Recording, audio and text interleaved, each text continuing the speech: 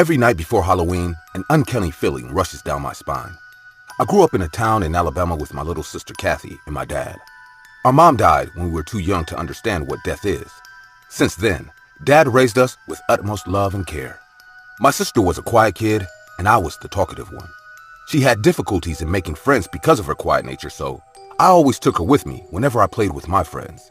I loved her and felt the need to be there for her all the time. From a very young age, I realized that she could have used some motherly affection from me.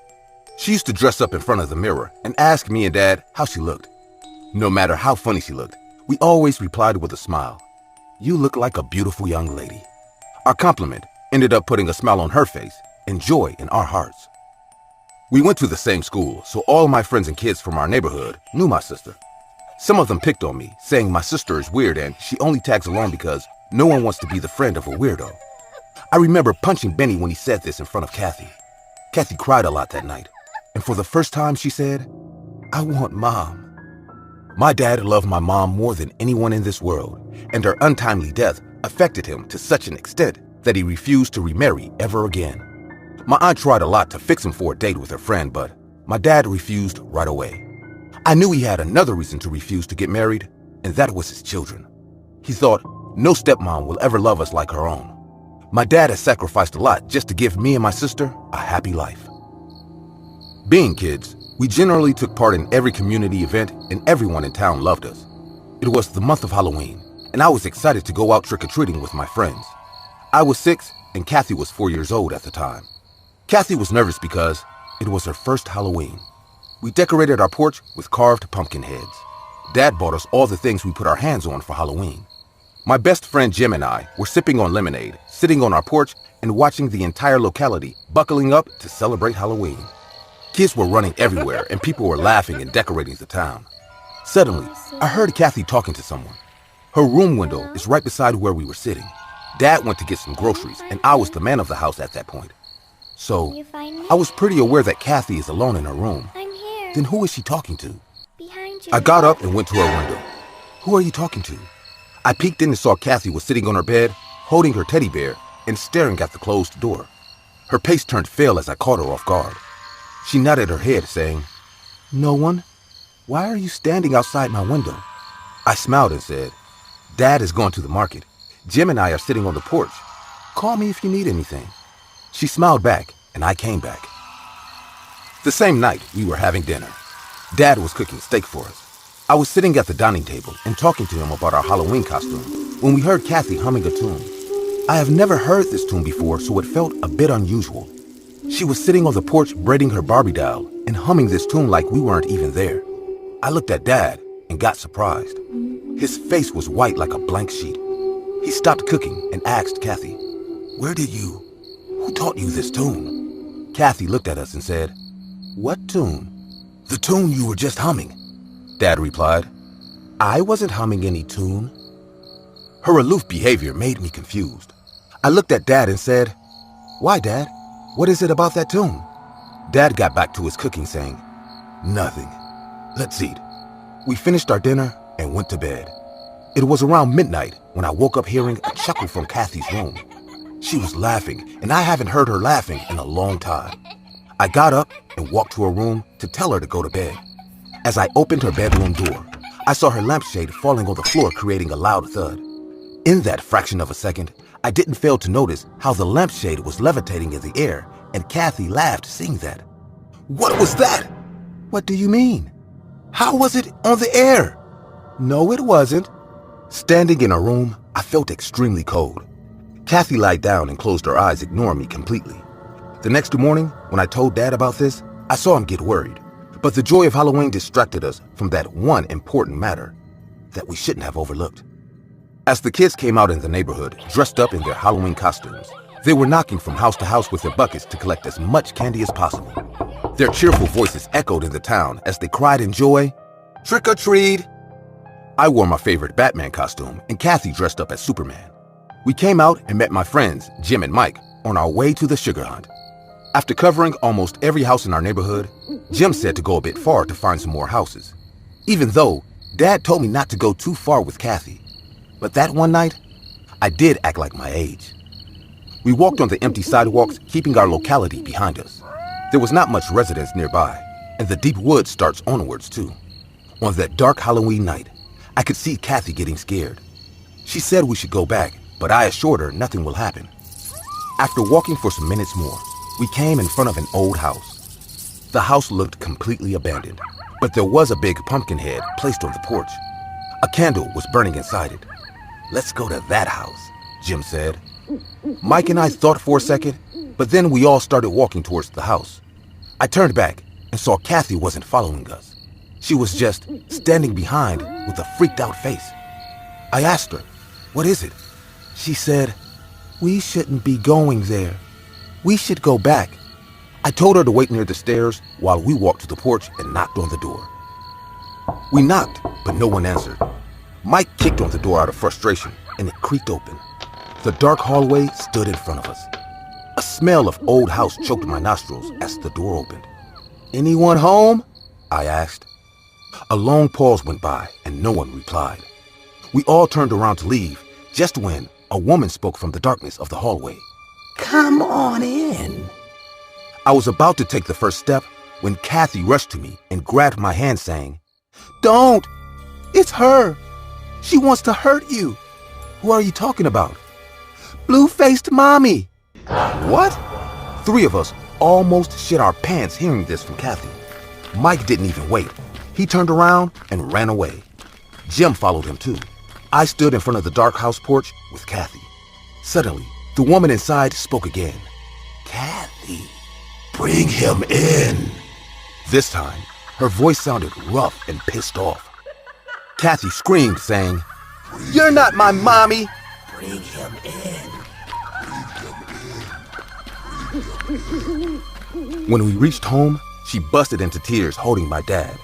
She said in a sobbing voice, "I lied to you. Blue-faced mommy taught me that tune.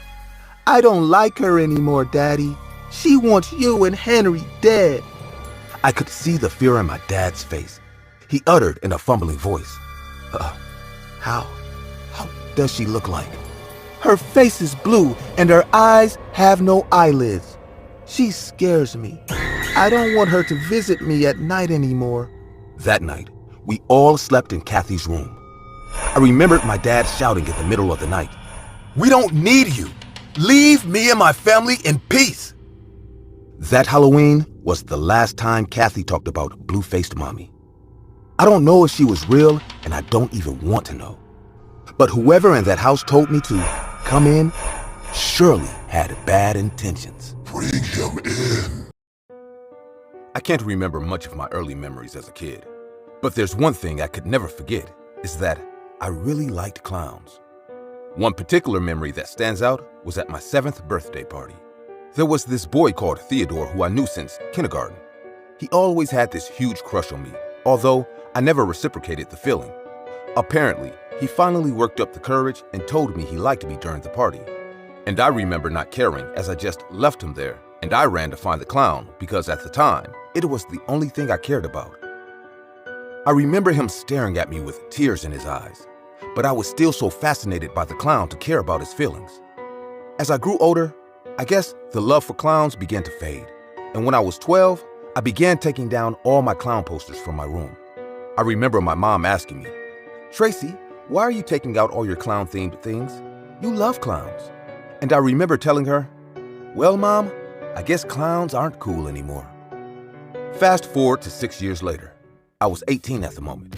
I remember it was on a Tuesday. I had gotten some intel that there was going to be a small gathering at Dylan's house. The party went on pretty long, so I left really late. I remember standing outside in the cold, dark night. There were no cars or taxis coming around. I began to feel really scared as I stood there waiting for at least one taxi to show up. So I began texting my friend Molly, and I told her I was scared, and I remember her telling me, "Don't worry, you'll probably see a taxi soon, and if anything happens, you can bet I'll find you." Now, I know this may be a weird statement, but Molly wasn't lying. I don't know how, but she always knew where I was, be it at a party or at school.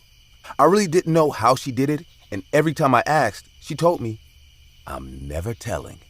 I didn't think much of it, as I just assumed she knew me too well since she was my best friend and that's how she always knew where I was. I stood there for 10 minutes talking to Molly before I started looking for a cab again, but the road was still empty. As I was about to give up, that's when I noticed something. A yellow car that looked a lot like a taxi was parked just down the road. It wasn't moving, so I assumed no one was inside. I waved at it, and immediately the headlights came on and the car began to move. And it stopped right where I was standing. It was dark inside the cab, so I couldn't see the driver's face, but I told him where I was going, and I asked him, "Can you take me there?"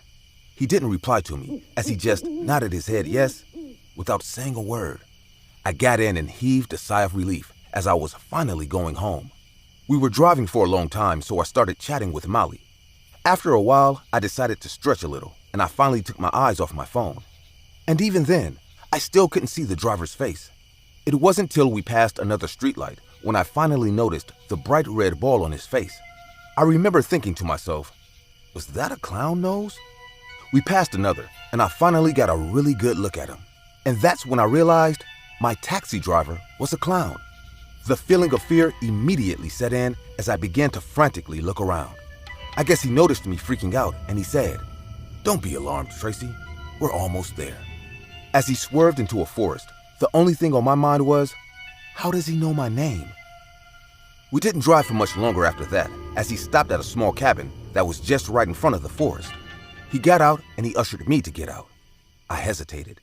He then sternly held my hand and pulled me out of the car. He led me to the cabin and ushered me in. It was dark inside, and I could hear him looking for the light switch. As the light finally came on, I didn't know whether to scream or to run, as what I saw transfixed me. It was what seemed to be a shrine decorated with numerous pictures and dolls of me. There were pictures from my childhood, pictures from me in high school. There were also little wooden dolls with face carvings that resembled mine. And I also saw numerous things that went missing through my childhood. I saw my pink bicycle that was stolen, some old diaries I couldn't find, my hairbrushes, and even some of my clothes and underwear. As I looked around more, I also saw all the clown-themed posters I used to design my room. The same ones I threw out when I was 12. They were plastered now, all over the wall. I can't put into words how I was feeling at that moment, as all my life, I literally thought I was just a clumsy person who always lost her things. And as I slowly began to have a breakdown, he finally spoke. "You like it, don't you?" I remember being too scared to speak. He then continued, "I spent most of my life trying to make this perfect for you. I bleached out my skin to make myself more paler for you. I dyed my hair red, and I constantly wear the clown makeup. What do you think, my sweet Tracy?"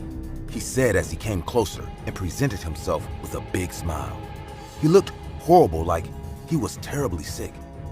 His skin was rough and haggard, which I assumed was due to all the clown makeup that was caked on his face. His eyes were bloodshot red, as if the chemicals that the makeup was composed of was stinging his eyes. He looked like he was in terrible pain, but he was smiling. I didn't know what to say as I just said, "Please, can I go home?" He looked extremely hurt as he asked, "But why? Why don't I see the spark in your eyes? Don't you like this? I did it for you." I was confused, and I was getting really frustrated and pissed as I didn't know what he was saying, and he was getting pretty close to me. So instinctively, I shouted, "Get away from me, you sick freak!" And that's when I knew I fucked up. He hit me hard across the face, and I could taste blood in my mouth.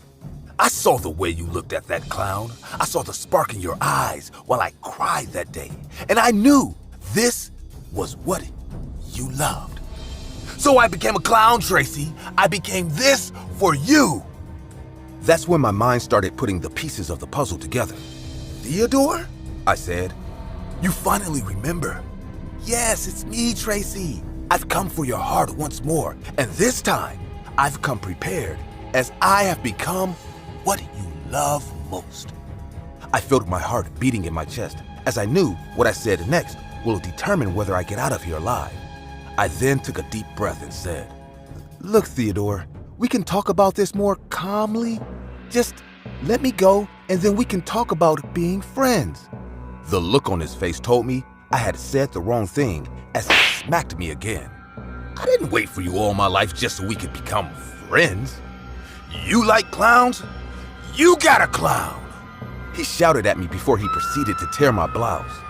I kept on fighting, but my mind told me it was futile, because even if he looked sick, he was really strong, and it was only a matter of time before he'll overpower me. I suddenly let up, and he began to rip my clothes. I then began to think of my family, my mom in particular. My mind drifted off to my friends, and I began to remember Molly. I thought to how she always knew where I was, and I said to myself, too bad she couldn't find me today.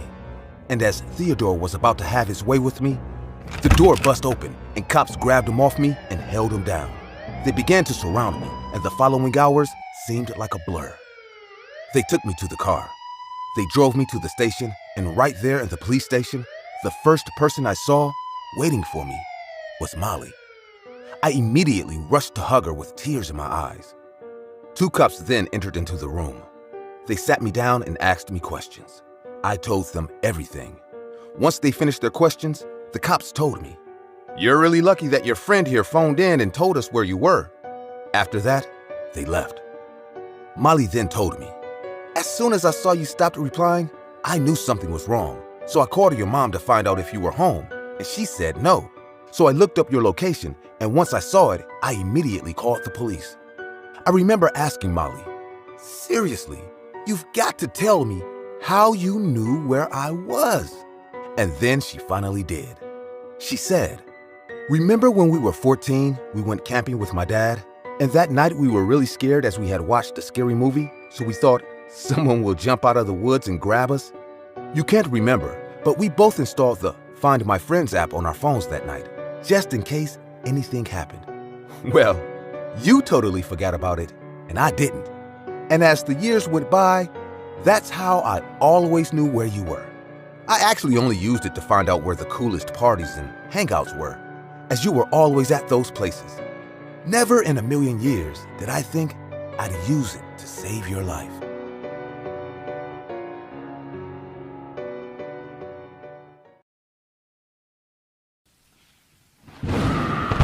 Leave her, you unclean spirit. I condemn you in the name of the Father, the Son, and the Holy Spirit. Leave and go back to hell.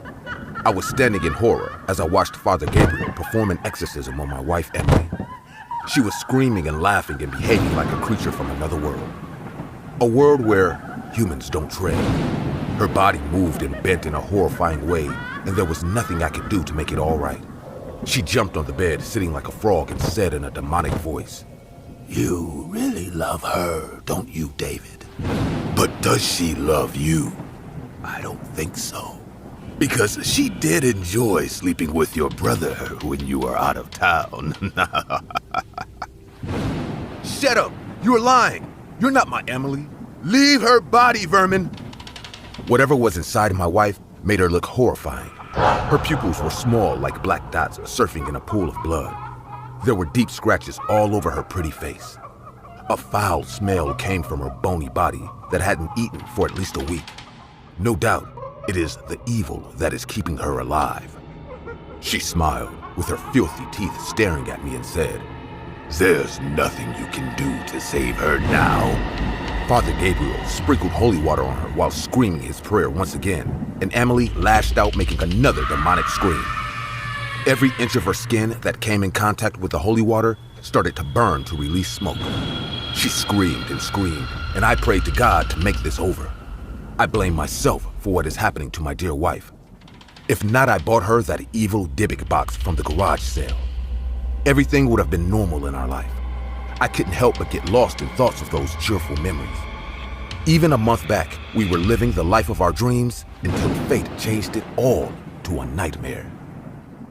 Emily and I came to this small town hoping for a fresh start.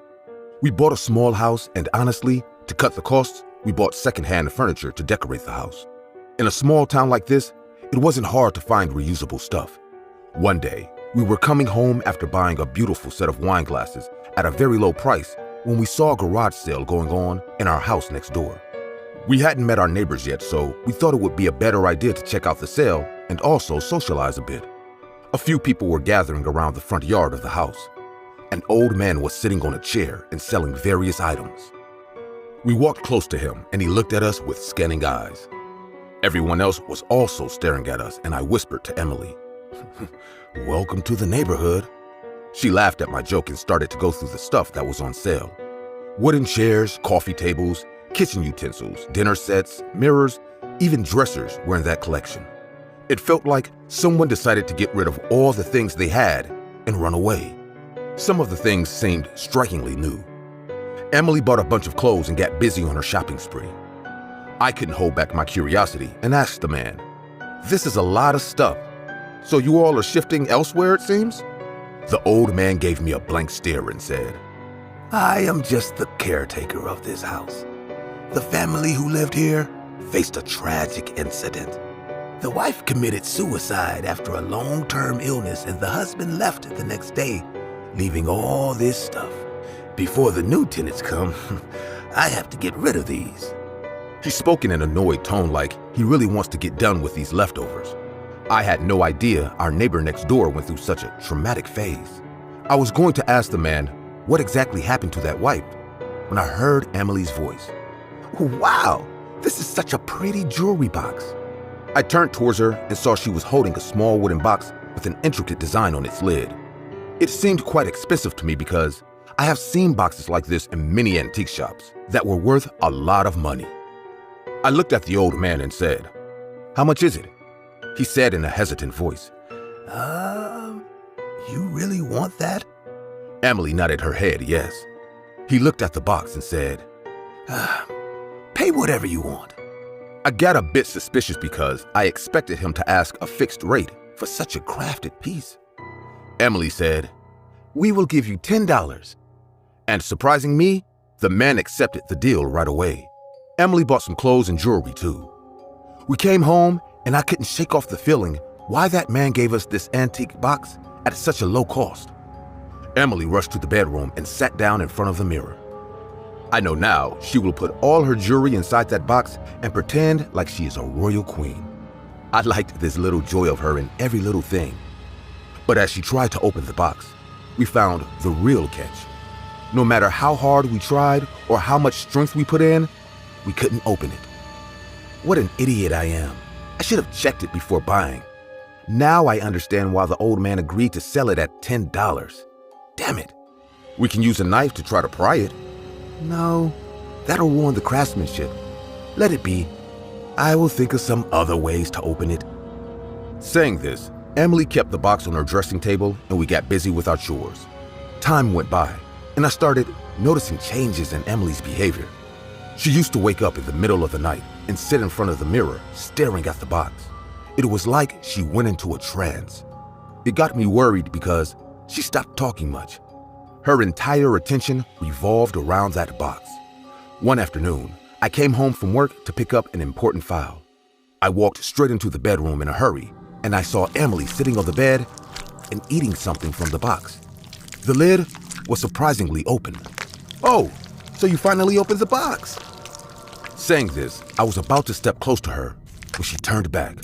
I could see her mouth smeared in blood and her eyes were all white.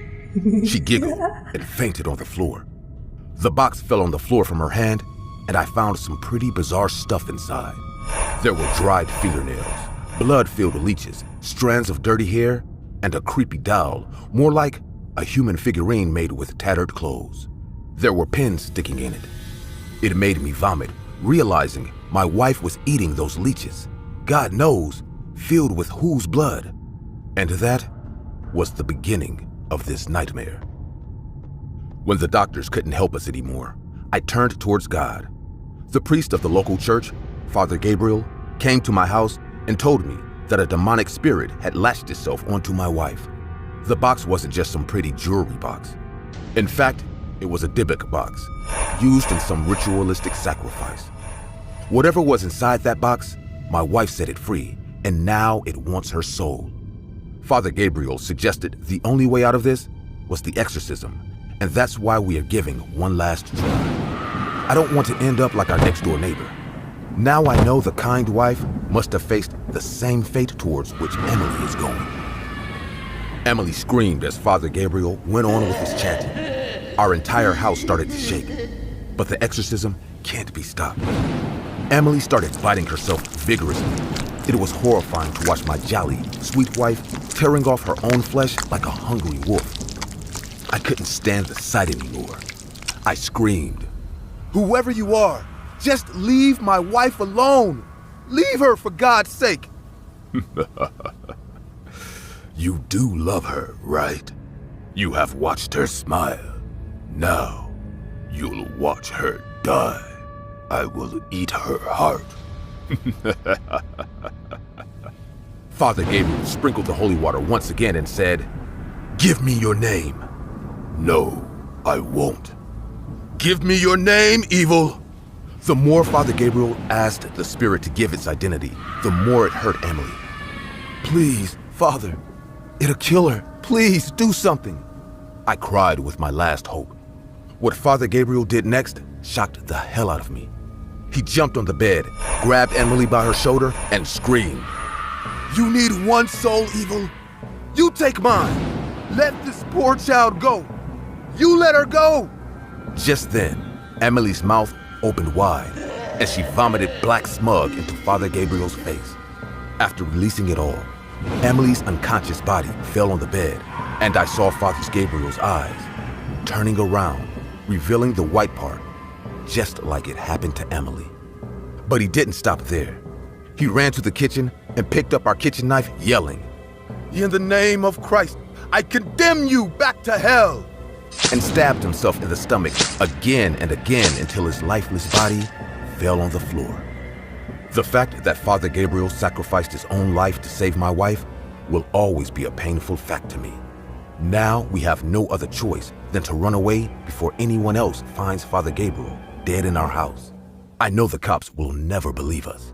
I can't risk our life once again, as it will be a complete waste of Father Gabriel's huge sacrifice. I burnt the box before leaving the house. Emily is still lying unconscious in the back seat of my car.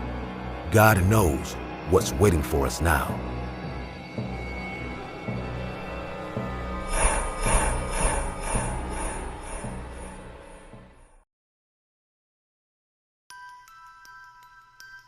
Like a lot of college students with no idea what to do with their life, I decided to travel the world after my graduation. And by world, I mean whatever country was cheap enough for me to afford on my modest savings. I traveled through a bunch of Eastern European countries where the value of the dollar was high enough for me to get by comfortably enough. I had fun learning about the local culture and meeting new people for a while, but that all changed when I arrived in Romania. There, I met a woman named Anna at a small dive bar. She was sitting at the counter alone, her long black hair neatly tied in immaculate braids, and her pale ivory skin glowing in the dim light. The girl was so far out of my league that I wouldn't have even tried talking to her, had she not greeted me first. She asked me if I was a tourist, and the conversation snowballed from there until we were talking to each other like old friends. She spoke perfectly fluent, but heavily accented English, and I happily regaled her with my only slightly embellished stories of traveling through Eastern Europe. Wow, you've been all over the place, huh? Yeah, I just like to roam around and learn about how people from different cultures live their lives, you know? So where are you going after tonight? Hope you're not leaving Romania too soon. Well, I was planning on going to Ukraine soon, but now I think I might stay here a bit longer. Are you now? How about you come over to my place for dinner tomorrow? It's not far away from here, and you'll get to know all about my people while you're there. Yeah. Why don't we go tonight? I got time. Oh, I'd love to, but my sisters won't be free till tomorrow, and they'll be mad if I don't share my catch with them. I don't know if it was the booze talking or if I was just thinking with my lower head at the time, but I took her up on the offer. She wrote some directions and an address down on a napkin and placed it in my hand, her touch lingering a few moments longer than it had to. Come by at 6 tomorrow. I look forward to seeing you. I grinned like the drunk idiot I was and watched as she sauntered out of the nightclub with her hips swinging behind her. I only realized how stupid it was for me to promise to meet her, a stranger in a foreign country, the next morning, long after the effects of the alcohol wore off. Still, it didn't feel right to just stand her up after promising to meet up with her. I followed the directions written on the napkin Anna gave me and found myself driving through the Romanian countryside in my rented car for about an hour before coming across a little town tucked away in a forest. The directions Anna gave me said that her house was the large one on top of a hill in town. I was afraid I wouldn't be able to find it, but it became difficult to miss once I saw the town for myself. The hill was almost a small mountain, and the house itself was practically a mansion. Locals avoided eye contact with me as I walked past and spoke in hushed whispers behind me that I couldn't understand. I tried to brush it off as them being shy around strangers. Then, out of nowhere, one of the locals approached me. A disheveled old man with wild eyes and wearing tattered clothes ran up to me as I was making my way to the house on the hill. He got right up in my face and let out a stream of Romanian words that I had no chance of deciphering. His breath was foul too, though not from alcohol like I would have expected. It smelled like he'd just eaten an entire clove of garlic before speaking to me. Thinking he was trying to sell me something, I tried to tell him I wasn't interested by using my body language. He wasn't taking no for an answer though. The man grabbed my hand and put something in it before I could pull away. The moment I had it, he ran away without turning back, yelling something in Romanian as he did. I looked down at my hand to find that he just gave me a silver crucifix. I considered just throwing it away right then and there, but the silver looked real and should have fetched a fair price at a pawn shop. So I hung it around my neck and tucked it under my shirt for safekeeping. I trudged up the long steps to the house on the hill and used the heavy brass door knocker to announce my arrival. Moments later, the door opened to reveal a beautiful blonde woman I'd never seen before. "You must be John. Anna told me all about you. I'm Elena, her sister. Come inside. We're looking forward to learning all about you." Thank you, miss. "Well, aren't you polite? Follow me. I'll take you to the dining room. We've been looking forward to having you for dinner." I stepped inside and was surprised by the sheer size of the place. It looked large from the outside, but only once I was inside did I realize just how imposing the place was with its elaborate Baroque architecture and antique furniture. Elena led me down a dark hallway filled with curtained windows and opened a door into a grand dining room made for way more than just the 4 people it would be accommodating. Already sitting at the table looking at me as I entered was Anna and another beautiful woman with red hair whom I assumed was her other sister. "Looks like you've made it after all. For a moment there, I was worried you wouldn't show. There's no chance in hell I'd stand you up." I stepped inside with a smile and immediately noticed something odd. There was a soft but noticeable rattling sound coming from somewhere above me. I looked up at the high ceiling expecting to see some fancy chandelier I could use as a conversation starter. Instead, I let out a cry of horror when I saw over a dozen bodies hanging from their feet on chain hooks attached to the ceiling. Their eyes were rolled into the back of their skulls with pale faces twisted into looks of horror, and their necks had been torn apart by something that drained all the blood from their bodies. "I do hope the decor is to your taste. We'd hate to make a bad impression while having you for dinner." What the hell? Before I could finish, I felt Elena's hand grip my shoulder with strength that didn't match her size. With effortless ease, she pushed me downwards and I was forced onto my knees. The red-headed woman came and grabbed my other shoulder with the same unnatural strength as Elena. They held me down as Anna slowly approached me. Her lips parted into a sadistic smile that showed off her razor-sharp fangs. My heart pounded in my chest as she caressed my cheek with hands that ended in long, claw-like nails. She pulled me into an embrace. I could feel her breath against my neck and braced myself for her bite. Instead, my ears were pierced by a shrill scream that wasn't my own. Anna doubled back in panic. The shape of a cross had burnt through her black dress and seared her flesh.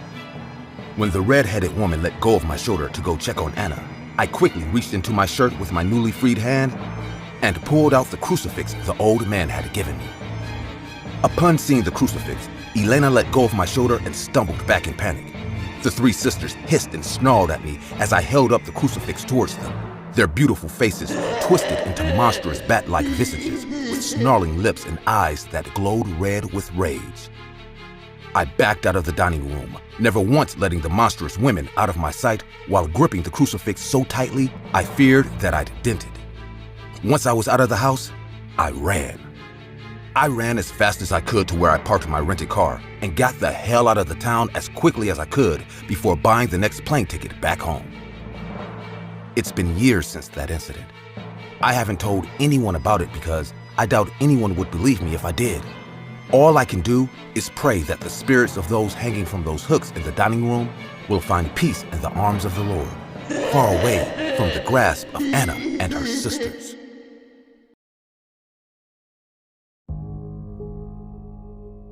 This happened when I was 8 years old. I was a hyperactive kid in my childhood.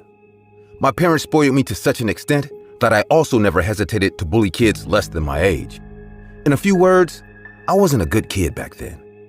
My mom never denied anything that I put my hands into, and my dad thought giving everything to a child is the key to raising them in the right way. How terribly wrong they were. I couldn't make many friends as all the kids in the neighborhood saw me as a menace. Even though their parents complained about my cruel behavior, my parents ignored them and went on saying, I am the best and other kids are just jealous of me. Let me tell you this, when a parent hides the fault of their kid and encourages them even though they are wrong, that kid can never grow up to be a good human being. My parents made me believe that I own this world, and no matter how many wrongful deeds I do, they'll always be there to save my ass. It was prior to Halloween. The entire town was getting decked up with Halloween decorations. As usual, being the rich, spoiled kid, my dad brought me props enough to cover a huge mansion. I was hanging a huge jack-o'-lantern on the porch when I saw a few neighboring kids gathering on the side of the road talking among themselves. What are you guys up to for tonight? I asked them. Nothing. Just planning which house to hit first for trick-or-treating. Can I come with you guys? No. Leave us alone, you freak. Honestly, that was the first time I realized how everyone hates me except my parents. And trust me, it wasn't a good feeling at all. But I was only 8 and I had no one who could tell me where I was going wrong. Because to my parents, I can never be wrong. I ran to my room, cried in the bathroom for some time, and then went into a full-on raging mode. I decided I will go trick-or-treating alone and I will collect the highest number of candy, more than any other kid. As the night fell, every kid set out on their candy quest, dressing in various Halloween costumes. I lit up all the candles of my pumpkin heads with my dad and went to get ready for my personal adventure. I didn't tell them that the other kids have discarded me to avoid any interference from my parents in this matter. I dressed as Count Dracula. My dad bought me a nice cap with a red collar just like the Count wears. I took my bucket and went out on the road. Kids were in front of every house. I could hear them scream in joy. Trick or treat.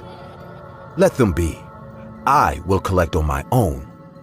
I started walking up to the houses and asking for candy. Because of the notorious reputation that I created in this town, no house owner gave me more than 2 pieces of candy that were too small. One house owner even said, "Why are you asking for candy? Couldn't your dad buy a store? Get off my porch, you rich brat." Tears rolled down my eyes as I couldn't take that anymore. I ran away to hide my miserable self. I ran amidst the woods on that moonlit Halloween night. I didn't care where I was going. I never thought for once that at this hour, the woods aren't safe for an 8-year-old. After running for 10 minutes straight, I sat under a bushy tree and began to sob. I don't know how long I went like that. My concentration broke hearing 2 voices coming from a close distance. I got up and saw a small wooden house lurking at some distance. I could see shadows of a man and a woman on the other side of the window curtain as pale yellow light illuminated them arguing over something. I slowly walked to the house and read the name of the gate, Mr. and Mrs. Ginsburg. The reason I have never heard about them is that they live on the outskirts. I went to the main door and heard them arguing. "I am never going to leave you the key. You're a bloody junkie. You don't deserve my hard-earned money." "Oh, really? You are living in my house? Don't forget that, old hag." Saying this, Mr. Ginsburg slapped his wife, and I heard her screaming while she fell on the floor. The fight got more intense, and I was thinking of returning home when I peeked one last time from the porch window. The curtain on the window was tattered from one corner, and I could see inside the house clearly from there. Just then, my eyes discovered a bowl full of candy lying on the dining table. I knew it would be easy for me to get candy from them, as they won't recognize me. Being the adamant kid I was, I rang the doorbell and heard footsteps stomping on the floor. A rusty-looking man opened the door and exhaled a cloud of smoke from his foul-smelling cigar. What do you want? Trick or treat? There's no treat here. Get lost, you piglet. Saying this, the man slammed the door hard in my face. This is my only chance not to return home empty-handed, so I came up with a plan. I went to the other side of the house, searching for the back door. Luckily, there was a dog door adjacent to the back door. I knew they didn't have any dogs because, since I've come here, I haven't heard a single bark. I stood near the back door silently, waiting for one single chance. They were still in the living room, so I knew if I entered the house now, they would definitely catch me. Screaming and shouting, Miss Ginsburg stormed upstairs, and her husband too followed. Finally, I thought. I crouched down and entered the house from the dog door. Their arguing voices could still be heard from upstairs. The house had a weird stench, like something had died in there. I thought it better not to waste my time, so I slowly crawled under the dining table and sat there for a few seconds more. When I got absolutely sure that they were not coming downstairs soon, I grabbed the bowl from the table and poured all the candy into my bucket. It was filled with all kinds of sweetness. I even got a big chocolate bar. After emptying the entire bowl, I put it over the table carefully and was about to go back just like I came in, when a terrifying scream took place, followed by a loud gunshot. After that, everything got quiet. My heart skipped a beat. Oh my God. Before I could act on this matter, I heard footsteps rushing down the stairs. Out of options, I ran to the living room and rolled under the couch. I saw a pair of rusty brown boots going towards the kitchen sink and opening the tap in a hurry.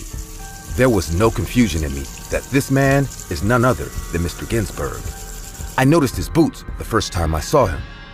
I could hear him washing his hands vigorously. He then walked to the main door and locked it. He did the same thing with the back door as well, and then again went upstairs. Holy crap. Now I can't even walk out from the main door. If he heard me trying to unlock his door, I would be in great trouble. Being an 8-year-old, I tried to keep calm and think about how to get out of this situation. I thought to walk back to the back door again and sneak out from the dog door, but before I could come out, I heard a heavy sound. Something was being dragged down the stairs. Something heavy, as I could hear Mr. Ginsburg's grunting noises like he was pulling down a huge load. There's no way I can walk to the back door now because the stairs face the back door. Lying down under the couch, I saw Mr. Ginsburg dragging down the body of a person. It was none other than his wife, who was alive a few moments back. Dragging her blood-drenched body, Mr. Ginsburg placed it parallelly to the living room couch. Her wide, silent eyes kept staring at me as blood poured out from her open mouth. I was in complete panic. Even though I wanted to, I couldn't cry because that'll make me this madman's next target. The draining blood started to come in my direction, and I slid away to avoid getting touched by it. But after a point, there was no space, and the warm, thick blood turned my white sleeves red. It was the most horrific experience of my life. I then heard Mr. Ginsburg stop near the dining table for a moment. Suddenly, he turned around and said in a grumpy voice, "Did you steal my candies, little piglet?" Oh my God, he knows now. There's no way I am getting out of this situation alive. "Come on out, little piglet. I won't hurt you. I have more candy for you. Come on out now." I knew very well that this man is lying, and all he is going to give me is a painful death. He started ransacking the living room to find me. One by one, he was pulling and kicking all the furniture as he realized I was hiding somewhere. As soon as he came near the couch, I jumped out before he could grab me and kicked him in the nuts. He crouched down in pain, and I ran towards the dog door, hovering in fear. I almost came out when he shot at me one more time, but luckily, he missed. The bullet went through my high neck cape, saving my life. I didn't look back, didn't stop because I could hear footsteps chasing me in those dark woods. When I finally saw the lights of our town, I could hear my parents yelling my name. Seeing me gone for such a long time must have worried them. I saw my dad standing in the road, and I ran to him and fainted in his arms. I woke up in my room, surrounded by cops and my sobbing parents. They noticed the bullet hole in my cape and thought some maniac tried to kidnap me. But I told the cops everything I saw in that house. Obviously, Mr. Ginsburg realized I will spit out everything about the crime, so he escaped right away, leaving his dead wife in that house. The cops searched the house, and along with the corpse of Miss Ginsburg, found a rotten dead body of a German Shepherd in their bathroom tub. Mr. Ginsburg is still on the list of most wanted, and I never went trick-or-treating after that. I also changed my behavior and became a quiet kid. I stopped going out much because the last time I entered the wrong house, I almost got killed.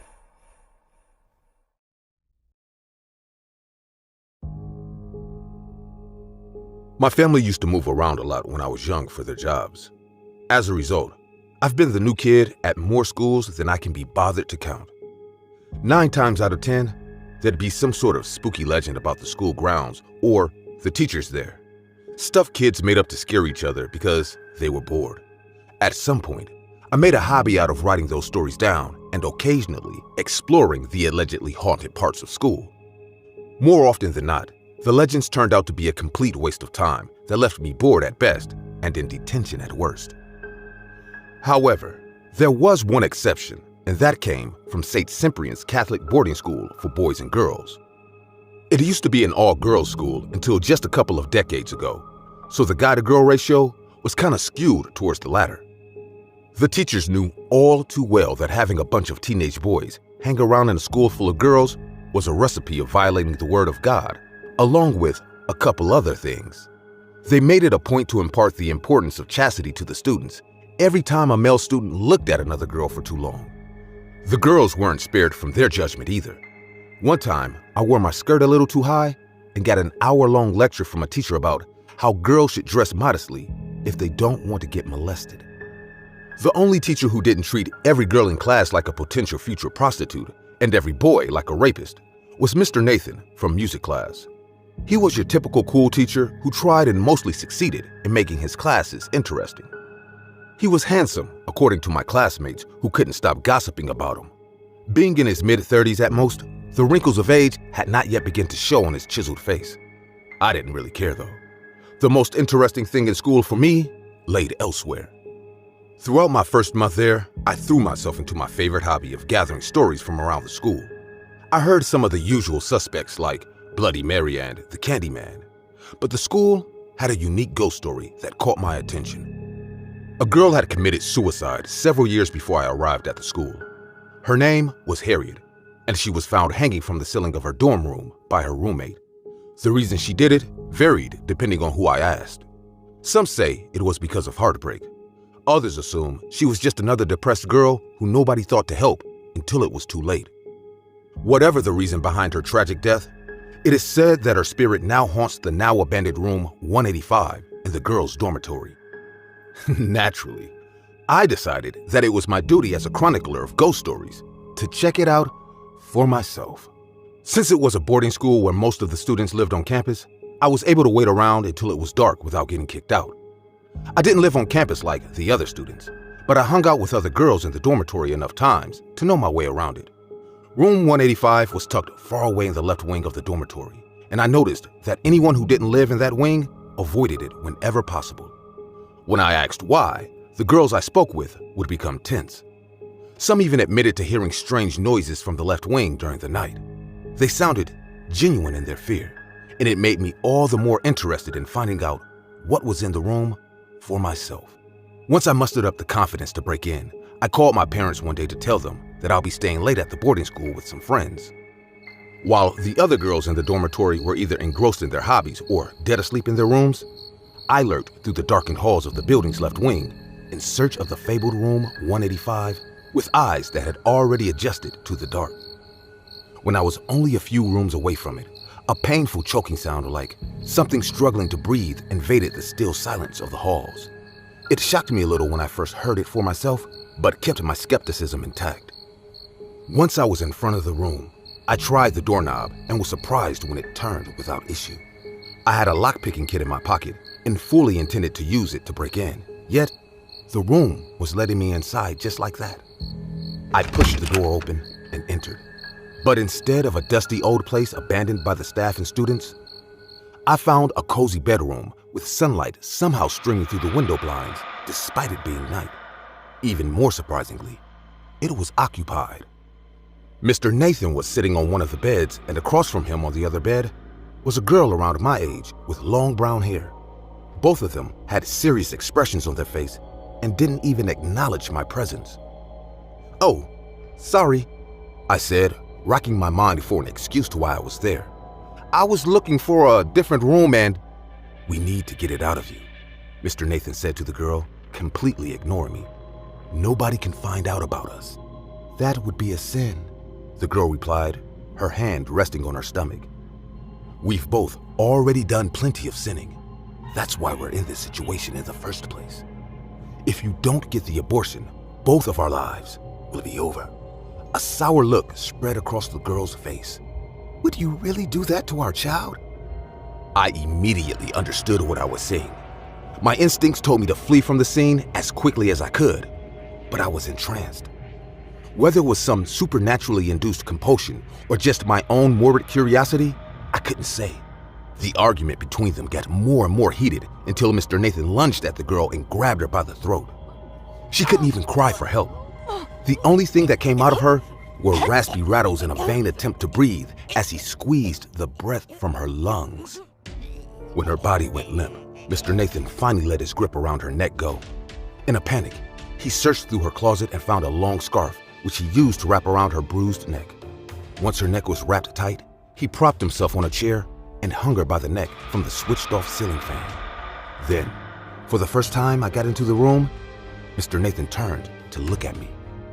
My breath froze in my lungs when he stepped towards my direction. But when he got to me, he simply walked right through me as if I weren't there. I stood there for what felt like an eternity, waiting to wake up from what I hoped was a bad dream. I was only jolted out of my stupor when I saw movement in the room again. It was the girl, the one who I now know to be Harriet. Her eyes had flown wide open and were bulging out of her skull, almost popping out of its socket from the air pressure behind it. She hadn't been dead when Mr. Nathan strangled her, just passed out. But with her dangling from the ceiling with that scarf around her neck, she would soon be dead for real. I ran towards her and tried to hold up her feet, but my hands passed right through her, like with Mr. Nathan. She tore and scratched at her throat for air, opening deep scratches from which blood soaked the tightly tied scarf, strangling her to death. My body froze in place against my will, and I watched as she suffocated to death.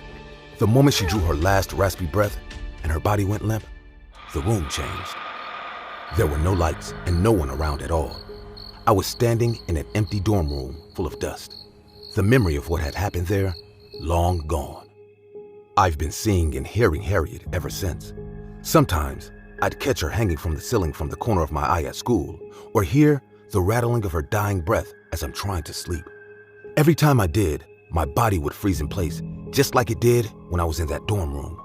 Although she couldn't speak to me with that bloody scarf strangling her, I knew exactly what she was trying to tell me.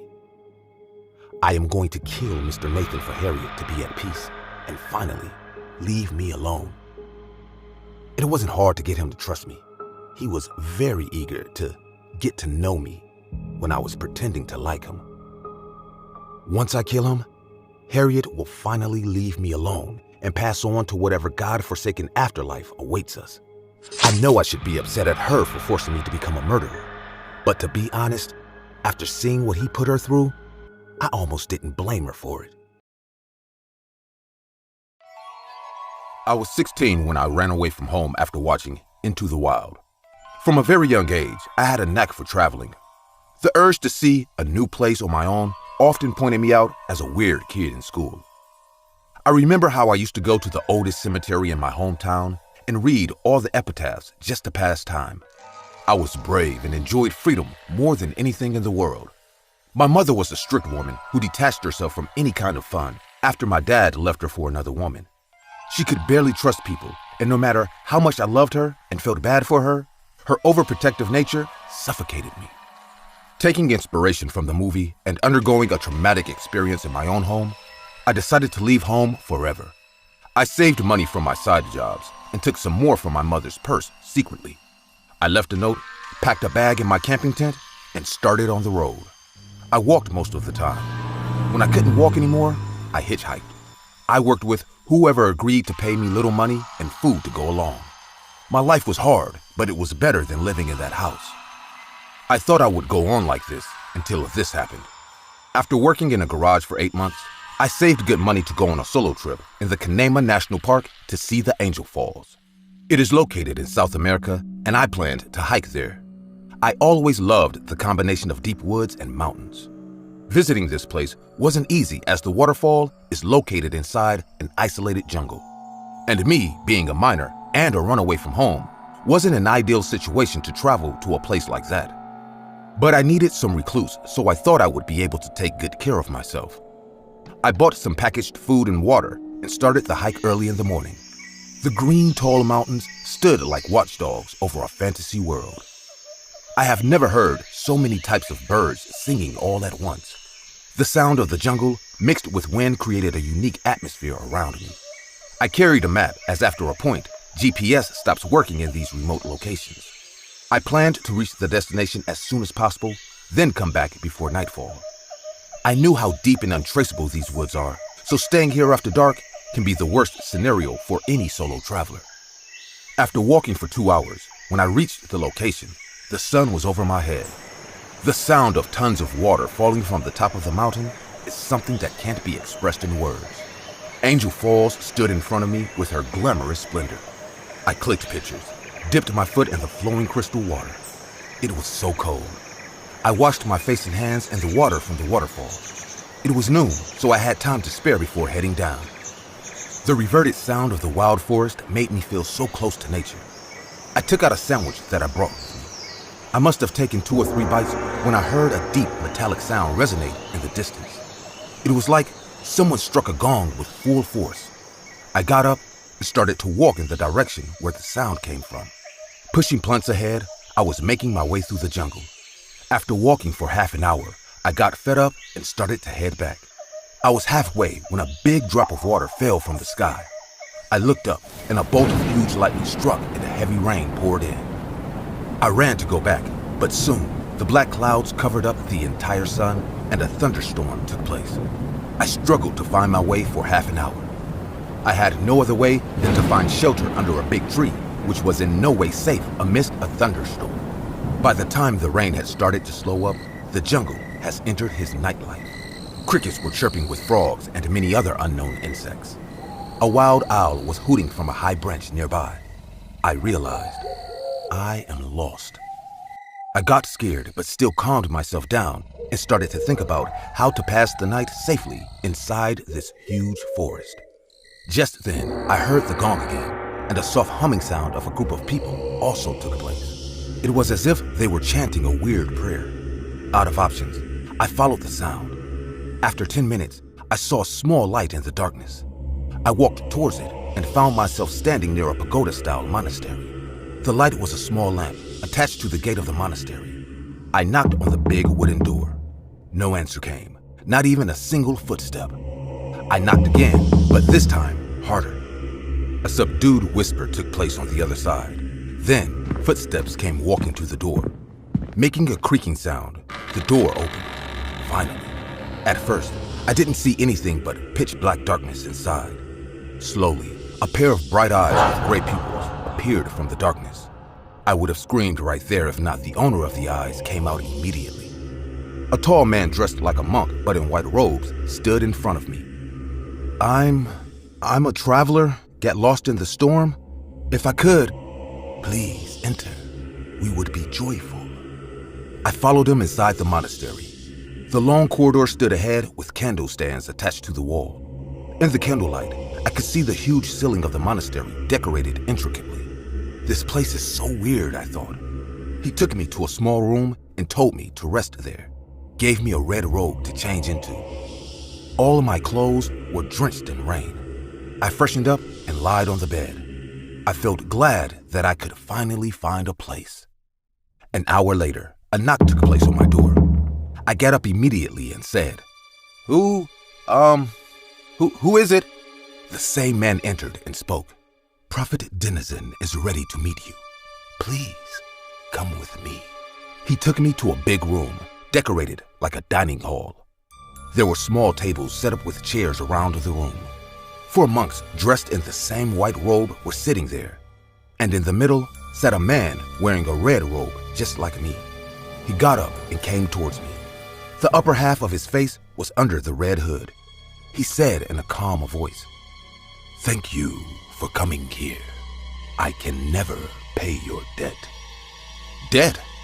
What debt? The first guy said, Prophet Denizen is thanking you as you are about to save his life. We Denizians are grateful to you too. What are you talking about? How am I going to save his life? I replied in an annoyed voice, Because you will complete me. My legs became numb seeing the face of Prophet Denizen.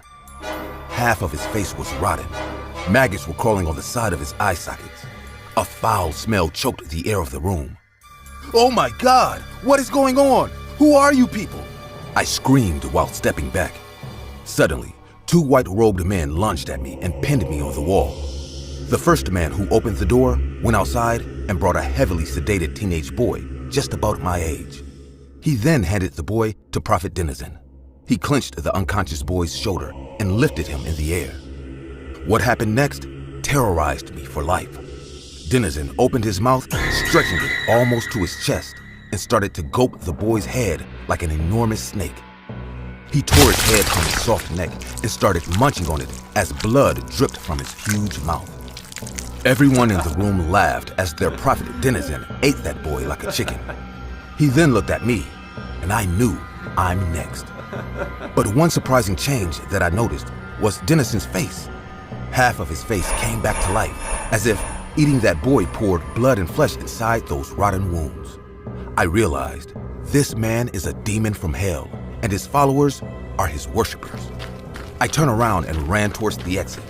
They all chased me, and I heard Denizen screaming, Bring him back! He is the last one I need! Beg of the devil! Bring him back! I ran through the corridor, from there to the main gate, and then back to the jungle again. I forgot my clothes, my phone inside that monastery, and ran like a timid deer wearing that robe. When I couldn't run anymore, I fainted on the muddy ground. When I woke up, the sun was in the sky. Last night seemed like a bad dream. I was covered in mud and leaves. There was a huge wound on my forehead. I might have hit something when I fainted last night. I never went back there. I don't know how I managed to climb down. A kind villager gave me a ride to a nearby hospital. I later came to know from the villagers that deep inside this jungle once remained a cope group by the name of Denizians. Their head prophet, Denizen, died one day, and his followers started an ugly voodoo ritual to bring him back. Young boys started to go missing from the village. People believed Denizen's followers sacrificed them to bring him back. They begged and prayed to the devil, but the locals soon got furious. One night, they burnt the entire place down with the followers screaming inside the monastery. Since then, if someone goes there after dark, they still get trapped by their haunting spirit and go missing forever. I don't know what I experienced that night was all in my imagination or a horrifying reality, but I still have that red robe they gave me to wear. It shivers me from the core that this robe was a symbol of presenting me as the sacrificial lamb in front of a devil from hell.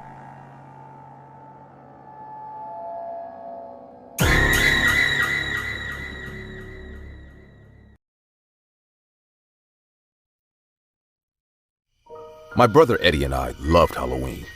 We both had major sweet tooths, so our favorite thing to do on Halloween was trick-or-treating with our friends. On the last Halloween we ever had together, I went as Batman while he went as Superman. All our friends were dressed like superheroes to fit with the theme we had going on for us. There were 5 of us in total, and we went down the same trick-or-treating route we'd used for the last few years. We met the same familiar faces who'd come to expect us and got compliments on our costumes on every house we knocked on. Once we finished with the route, we sat down at a public bench for a small snack break. We'd finished a little earlier than expected, and the night was still young, so none of us felt like going home just yet. Are you guys down for trick-or-treating at a new street tonight? I don't see why not. Yeah, sure. Where do you want to go? I overheard some of the other kids talk about a house with homemade sweets a few blocks down from here. It's that creepy house with the dead tree outside. You guys know it, right? I thought that house was abandoned. Apparently not. It sounded like the candy was really good by the way they talked about it. We all unanimously agreed that it couldn't hurt to visit the house. After all, we were going to be trick-or-treating out in the open in full view of every other trick-or-treater, so we thought it'd be safe enough. Eddie led our group ahead to the house he was talking about. Every kid in the neighborhood knew about the house. But up until then, I'd assumed that it was abandoned too. The lawn was overgrown, and a single dead tree with branches like gnarled grasping hands stood above the tall grass. There were no Halloween decorations, but the old house with its molded faded wood and crumbling tiled roof looked spooky enough without it. The closest thing to a decoration was a hollowed out pumpkin placed in front of the door with a note reading, "Take only 2." The dusty window beside the door was illuminated from the inside, outlining the silhouette of someone in a witch's hat rocking back and forth on a chair through closed curtains. Inside the hollowed pumpkin were roundish candies wrapped in cheap plastic with no brand. Each of us took 2 candies and went on our way trick-or-treating at every house on the street. Eddie and I arrived back home a little earlier than expected, at around 7 o'clock, and opened the door with a hidden key under the flower pot. Our parents were out that night for work and wouldn't be home until midnight, so we had the place to ourselves in the meantime. In the spirit of the holiday, we both sat on the couch and watched some R-rated horror movies while gorging ourselves on our trick-or-treat candies. Halfway through the movie, Eddie unwrapped the candy from the witch's house. It turned out to be a bright orange piece of candy shaped like a jack-o'-lantern. He tossed it into his mouth, and I saw his eyes go wide. Bro, no kidding. This is delicious. Is it? What flavor is it? I don't know. It's hard to tell. I heard a cracking sound, followed by greedy crunches as my brother chewed on the hard piece of candy. He always did that with hard candy, and I'd be disgusted by it every time. Right after he finished his first jack-o'-lantern candy, he put the other one he got from the house into his mouth before chewing and swallowing it just as quickly. I'm serious. This has got to be the best candy I've ever had. If you say so. We should go get some more at that creepy house. Trick-or-treating time's almost over anyway, so it's not like we'd be taking away from a lot of people. What do you say? Nah, bro, I'm good. You go ahead. I'm happy with my Kit Kat bars. Suit yourself. I'll be back in like an hour. I eventually did end up trying the jack-o'-lantern candy while my brother was out to get more. It had to be the sweetest piece of candy I'd ever eaten, and I couldn't tell what flavor it was supposed to be either. I guessed that it might have been orange or pumpkin flavored, judging by the shape and color, but I couldn't be sure. I ended up eating both of them, but instead of chewing and swallowing like Eddie did, I just let them dissolve in my mouth. By the time I was finished with both of them, I was already satisfied with what I got. Eddie returned home at around 8 o'clock, right as everyone else was calling it a night. His trick-or-treat bag was topped up with the plastic-wrapped pumpkin candy, and he happily munched on them as we continued to watch horror movies on the TV. I didn't bother to ask if he'd share his special candy. I doubt he'd give them to me, and I was content with what I already got anyways. Eddie got sick later that night. Our parents assumed that he just had a bit too much candy that night. It wouldn't have been the first time. I thought the same too, until he started vomiting right before bed. I helped him to the bathroom and rubbed his back as he emptied the contents of his stomach. I tried not to look at his vomit before I flushed it because, gross. But something strange caught my eye as it was being flushed away. Scattered and floating in his sludgy yellow vomit were over a dozen of the jack-o'-lantern candies, still perfectly intact instead of dissolved or even cracked. The sinister black grins and half-closed eyes almost seemed to be mocking my brother as he puked more and more of them out for me to flush down the toilet. Eddie went to bed sicker than ever that night. We shared a bedroom, so I was able to hear every cough and uncomfortable groan he made as we both struggled to go to sleep. Eventually, I did manage to drift off into a dreamless sleep as my brother struggled to find a comfortable position in the bed beside me. I didn't know how long I slept. It might have been minutes or hours for all I knew. I was woken up in the middle of the night by the sound of muffled screaming in the bed beside me. My eyes flew open and I turned my head towards my brother's bed. "Eddie, are you all right?" My blood froze in my veins at what I saw. Standing over my brother, holding one warty hand over his mouth, was an honest-to-God witch. She wore a long black robe that covered every part of her body, save for her gnarled hands with yellow fingernails so long and sharp they looked like claws. Her skin was the color of green bile and covered in warts and boils that looked like they could pop at any moment. In one fluid motion, she dragged a long, sharp fingernail across my brother's stomach. When she did, hundreds of the orange jack-o'-lantern candies spilled out of him, and my brother went silent and still. She shoveled the candy into a black bag, but stopped at the final 2 pieces of candy. She took the last 2 candies and looked at me dead in the eyes with shrunken black pupils. I couldn't move. I couldn't even scream because my brain still refused to process what I'd just seen. The witch placed the final 2 pieces of candy on my nightstand and uttered 2 words that would forever haunt me. "Take only 2.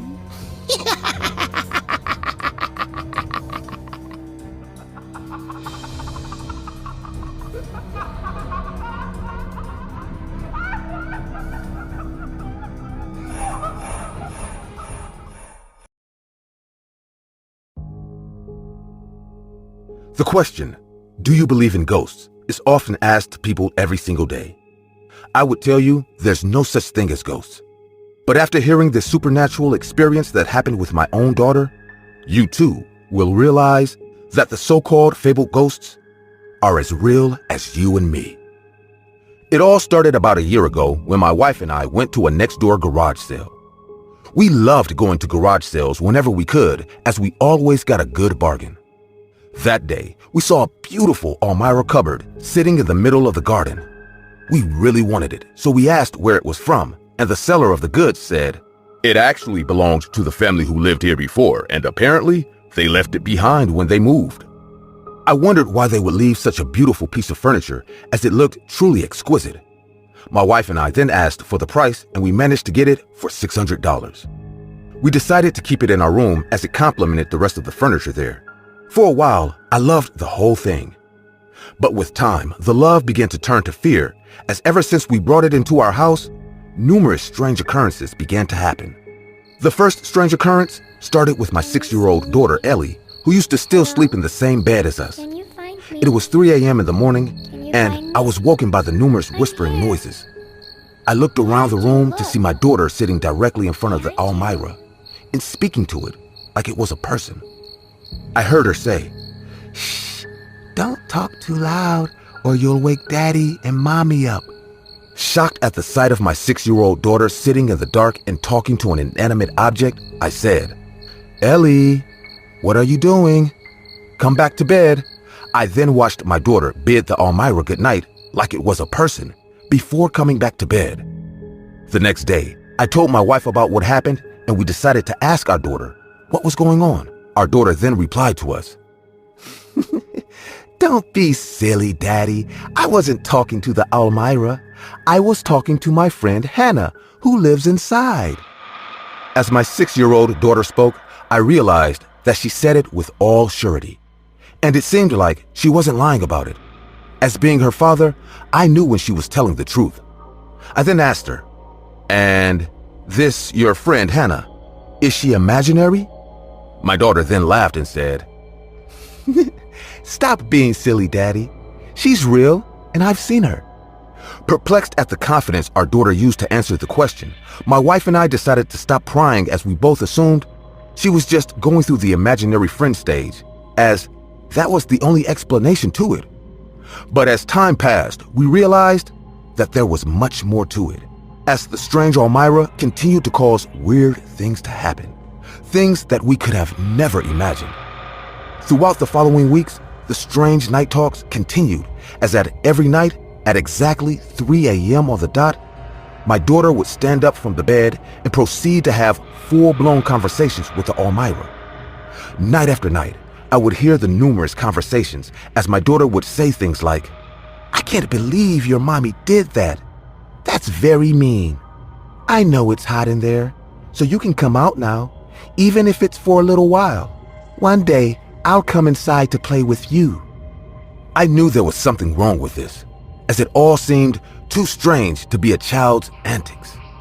So my wife and I began to investigate into the history of the Almira. We began to ask around, and at the end of the day, we decided to visit the old man in our neighborhood, Old Man Johnson, as we knew he'd know something about the family who once lived in the house next door, as they were the ones who previously owned the strange Almira. We asked him if he knew anything about the family, and the old man then proceeded to tell my wife and I a morbid tale. "I knew the family who lived there before. I was here when they moved in, and I was here when they left. They were the Williams, and they were a family of 3. Mr. William, his wife, and their beautiful daughter Hannah." Upon hearing the name Hannah, our interest was piqued as we listened more closely. Apparently, Miss Williams had been cheating as she had an affair with another man. Her daughter Hannah once caught her mother with a man in her father's absence, and to keep the girl quiet, the woman and her lover locked the little girl up inside the Almira. The girl horrifically died from suffocation, and the mother then told the girl's father that little Hannah was playing inside it and accidentally locked herself up.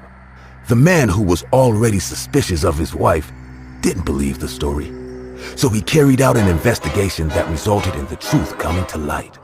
I saw it all when the woman and lover were taken to jail, and I watched Mr. Williams hastily leave the neighborhood, taking only a few of his belongings with him. When the old man finished his tale, my wife and I were speechless. The story told us everything we needed to know, as it collaborated with the story of the seller who sold us the Almira in the first place. It also gave us clarity on the background of the Almira and where it came from, but I felt myself feeling tense as I realized a little girl had died inside it. My wife and I weren't ones to believe in ghosts or spirits, but there were too many mysterious coincidences. So to be on the safe side, we decided to get rid of the Almira and whatever was living inside of it by the end of the week. The next day was Friday. It was the afternoon, and our daughter Ellie was playing inside our room. We heard laughing while she played, but within minutes, her laughing turned to screams. "Daddy, Daddy, let me out, I'm stuck." I rushed in to see the room empty as I heard my daughter screaming from the inside of the Almira. I began to try to pry the door open, but it was as if an invisible force was forcefully keeping it shut. I called my wife to quickly get my tools as our daughter was stuck inside the Almira. So she ran to the shed to get the toolbox. I heard my daughter screaming strange things like, "Get away from me! Leave me alone, Hannah! I don't like this game!" Within minutes, my wife rushed into the room with the tools. I tried to use them, but nothing was working as the Almira didn't want to open. Things then went creepily silent as my 6-year-old daughter wasn't screaming anymore. My wife began to scream at me to do something as she feared for the worst. So I decided to open the Almira by force. I ran to the shed to get my axe, and when I came back, I hacked at the Almira till I completely broke the door. I immediately pulled my now unconscious daughter into my arms, and we rushed her to the hospital. The doctor said that the lack of air was what made her pass out, but she was completely fine as we got her out of the Almira in time. That night, while my wife stayed at the hospital with our daughter, I went home and removed the Almira from our room. I took it to the backyard and I burnt it till it was nothing but ash. The strange occurrence shook my wife and I to the core, but we were just glad that our daughter was all right. The next day, Ellie was discharged and we took her home. On the way home, I asked her, "How do you feel, sweetie?" My daughter then replied to me, "I feel fine, Daddy." I knew she said she felt fine, but something felt odd about her as her aura had changed, and her eyes now had a dull look in them. That night, we all sat down to have dinner as a family. About 30 minutes into the dinner, I said, "Can you please pass the salt, Ellie?" My daughter then looked me dead in the eye and said, "Why do you call me Ellie, Father? That's not my name. I'm Hannah, remember?"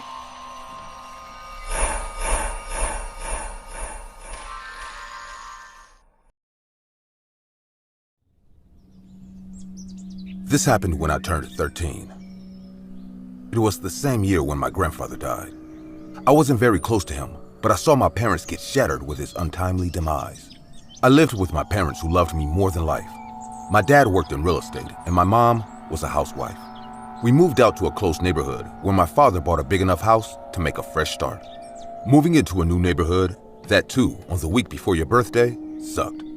I barely had friends, and I had no idea whom to invite. My mom organized a birthday party in our backyard, and my dad invited the entire neighborhood kids. The party was in full swing with my parents trying their best to mix it up with the neighbors. I, on the other hand, was sitting on a swing and watching some mean girls make fun of me standing in the distance.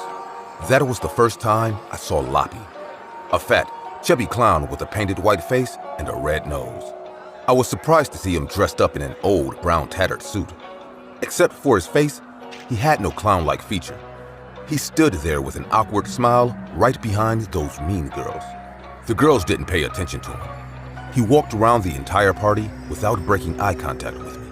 When he finally came near me, I asked him, "Did my dad hire you?" He just nodded his head up and down, saying yes.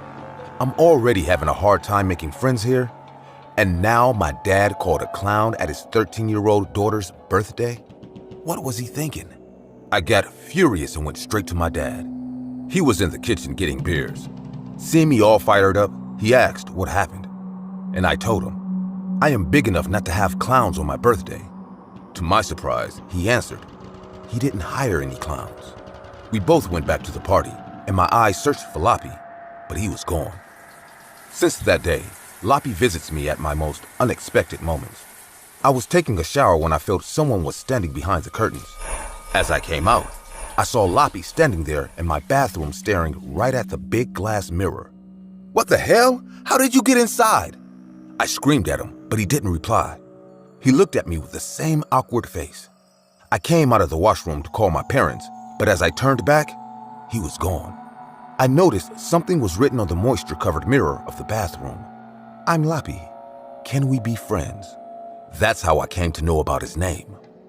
Slowly, I started realizing that I'm the only one who can see Loppy. And this realization came in a very horrifying way. One night, around 2 a.m., I woke up feeling thirsty. The jug in my room was empty, so I came downstairs to get myself a glass of water. As my eyes went towards the living room, I froze on the floor. The TV in the living room lost signal while flaunting a snowy screen. An irritating voice came out of it while my mom was passed out on the couch. And there he was, standing right next to her and leaning on her face with his white painted face and red nose. Out of panic and shock, I ended up shouting, "What the hell?" That woke my mom and made Loppy turn his face at me. "What happened, Missy? Why did you scream?" I couldn't speak. Even though my mom woke up, Loppy was still standing beside her and staring directly at me. It scared me to the core that I can perfectly see a fat, creepy clown standing right beside my mom, but she can't. "Missy, are you all right?" Loppy put his finger on his lips and told me not to tell my mom about him. I collected myself, somehow, and replied, Yeah, I'm fine. I just spooked myself." My mom got up and went to her room. As soon as she closed the door of her room, I said in a low but shaking voice, Why can't she see you?" A smile appeared on Loppy's face, flashing his yellow teeth. I again asked him in that same nervous voice, "Are you a ghost?" He nodded his head from left to right, saying no. "Then who are you? How come no one else sees you except me?" I said in a panic. Loppy looked up at the ceiling as if he was trying to listen to something. I followed his eyes, and when I looked back, he was gone again. As more time passed, his sudden appearances started to freak me out even more. One time, my cousin Lily came to stay with us for a while. I remember being alert 24/7, thinking maybe now I'll see Loppy standing behind her. But when 2 days went by and Loppy still didn't show up, I started to blame my mind for playing these tricks. So far, I haven't told anyone about this red-nosed clown, but Lily was more than a sister to me. I finally decided to open up to her. After dinner, we came into my room. I sat near the window while Lily got comfortable on the bed. I told her, putting aside my hesitation, that there's something I'm experiencing which I haven't shared with anyone yet. She was listening to me with great attention as I went on explaining about Loppy and all the incidents that have happened regarding him. We were talking when all of a sudden, I saw Loppy entering my room. I stopped and stared at him with a terrified face. He looked angry this time, and for the first time, he nodded his head from left to right, hinting not to tell Lily about him. My breathing got heavy, and Lily said in a confused voice, "What is it? I don't want to scare you, but he's in here with us." Lily looked around the room frantically and said in a fumbled voice, "Where? Where is he?" "Standing right behind you." "What? What is he doing?" "Oh, sniffing you." Lily jumped from her bed screaming, and I too started sobbing, holding my face into my hands. Our parents rushed in, and Lily fainted right away. She was taken to the hospital as her pressure dropped rapidly. Everyone thought we just spooked each other. Lily went back to her parents, and she broke all contact with me like I was some freak. I started going mad. I desperately wanted Loppy to stop visiting me, and at the same time, I was paranoid to tell anyone, thinking they'll react the same way my cousin did. Loppy started appearing anywhere and everywhere. In the middle of class, I could see him walk towards my teacher and stand beside her. She had no idea that the entire time she taught, a fat, freaky clown kept staring at her. I might have hidden this turmoil state of mind for more time, if not the final incident with my mom took place. I woke up early that day and the sun was yet to come up. As I opened my eyes, I saw Loppy standing in the dark corner of my room and giggling in silence. When he giggled, his body quivered, teeth flashed out, but no sound came. I never heard his voice. He always resided in silence. I screamed at him in disgust. "Why don't you leave me alone? Just get the hell out of my life. I'm not scared of you. You're just a fat, ugly clown." Hearing me hurling at him, Loppy stopped giggling and his face got serious. He slowly walked out of my room. "Hey, where are you going? Stop messing around in my house." I got up and followed him downstairs. He went straight to my parents' room and stood right next to my sleeping mother. I stood near the door and watched him running his ugly, dirty fingers on my mother's cheek. He then took his face close to her and licked her cheek while giving me his same demonic smile. A flash of an old memory struck me immediately. Something took me back to my childhood days. It was like I could see it all happening in front of my eyes like an old movie. I remembered how I used to play with my grandpa every time we visited him. I saw him in my vision again. I saw myself lying on a couch in the basement while my grandpa caressed my cheek with his ugly fingers. He had the same kind of smile that Loppy had moments back. Just then, I saw my mom entering the basement with a furious face and taking me away at that moment. My grandpa didn't say a word. Instead, he just stood there with a guilty face. Oh my God. I remembered. I finally remember. I screamed in pain and collapsed on the floor sobbing. My parents woke up hearing me cry. I told them everything while drowning in my own tears. My mom hugged me tightly and my dad hid his face into his palm. The reason my parents left their hometown and shifted here was to take me away from the troubling memories that my own grandpa caused me when I was 3 years old. I am glad that my mom saved me that day and they cut all ties with him, learning his evil intentions. Loppy is none other than an image of my suppressed conscience, which represented this terrible fact that my grandpa was a child molester. He was a sick psycho who would have scarred me for life if my parents didn't take the right measures instantly. I hope all parents listen to their children and keep an eye on them in their growing years so that no one can ruin their innocence and childhood in any way. After I confronted my family about Loppy that night, I never saw him again. I wonder if he is still standing behind me, sniffing my hair while I write this story.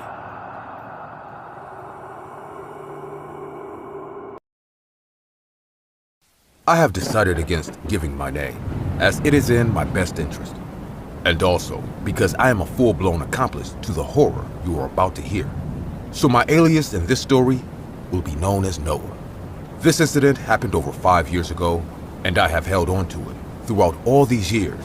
But no matter how much I try, I just can't sleep right. And maybe, just maybe, telling this will remove the huge weight that has been weighing down on my conscience all these years.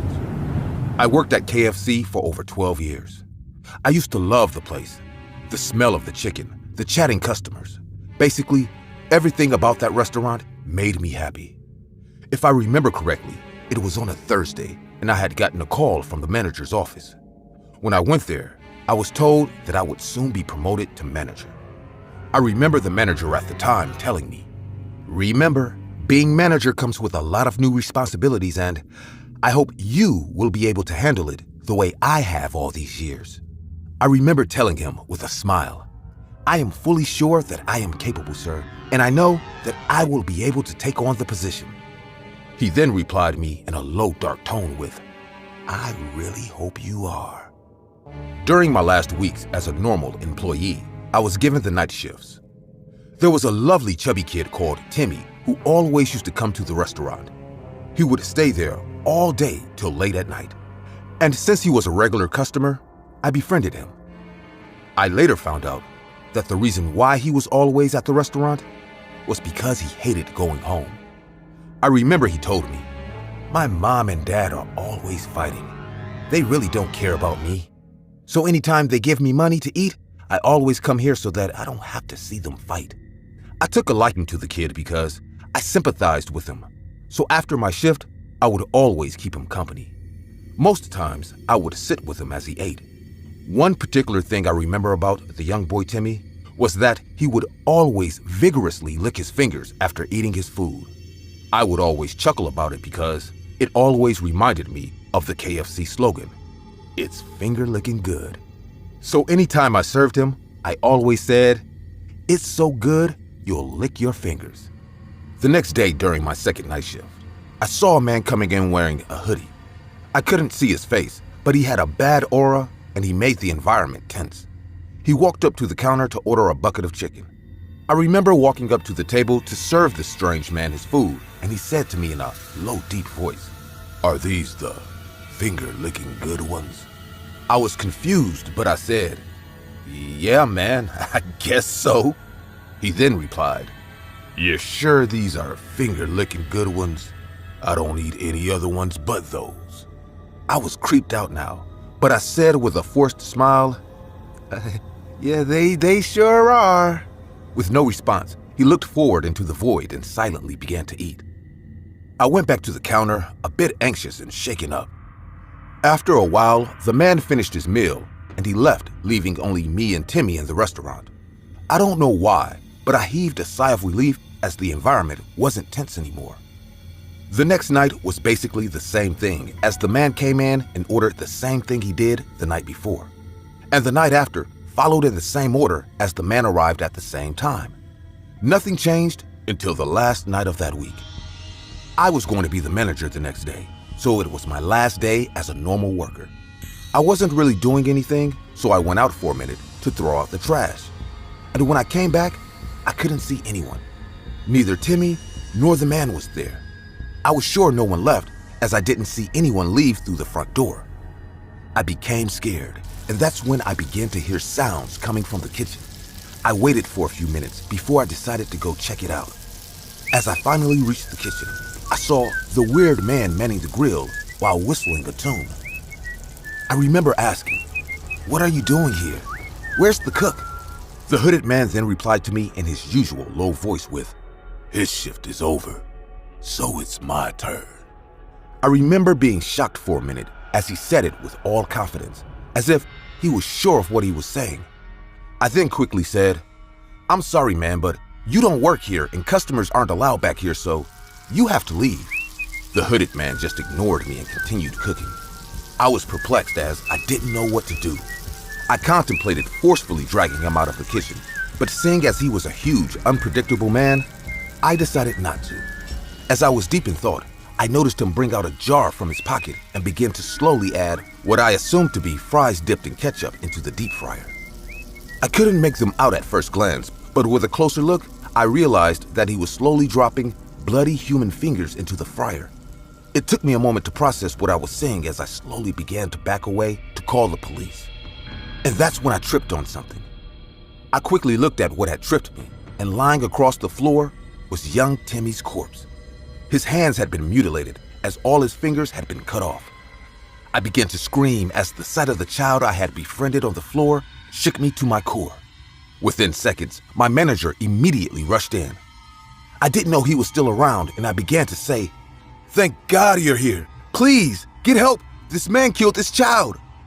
And that's when my manager put his hands to his lips and told me to keep quiet. "Shh, you don't want to alert anyone, now do you, Noah?" he said. He then calmly walked to the hooded man and said, "Mr. Cornelius here is just our night chef." That's when the man removed his hoodie, and I saw his face. He had scarrings all over as he looked like a messed up butcher. He was just doing the needful. I was speechless and confused at the same time, but I remember stuttering out, "Are you feeding our customers human fingers?" That's when my manager replied to me with, "Gods, no. You see, Noah, the way fine wine adds a divine taste to dishes is the same way seasoned human fingers add to the taste of chicken." I was still frozen in place and confused. He then continued with, "It's simple. To get that finger-looking good taste, we need good seasoned human fingers as it changes the taste entirely. It's like that special spice. Believe me, you won't understand till you've tried a fresh one from the batch." The cook then offered me a wing to taste. I was still frozen, contemplating whether to scream and run, and that's when my manager said, "These are the new responsibilities that come with being a manager. I was once in your position, Mr. Noah, and I had to choose. And remember, you were the one who said you were ready for it." I don't know why, but there was this sick voice at the back of my head that told me to do it. Maybe it was my selfish human wants, as I really wanted to be the manager. I had subconsciously waited so long for the position, and if keeping one little messed up secret was the price to get what I wanted, so be it. So I did it. I remember taking the wing and eating it, and I realized that everything they said was true, as it had a beautiful sweet taste to it, something I hadn't tasted before. I went on to be the manager of that branch for 5 years, and in that time, I ignored all the missing people posters that were popping up, as I knew what had happened to each and every one of them. Even after all this time, I thought I had silenced my conscience, but I still see Timmy's face every night for the past 5 years. I'm not telling this story for forgiveness, neither am I telling it out of remorse. I'm doing it because I hope telling this story gives me the peace I so desperately need.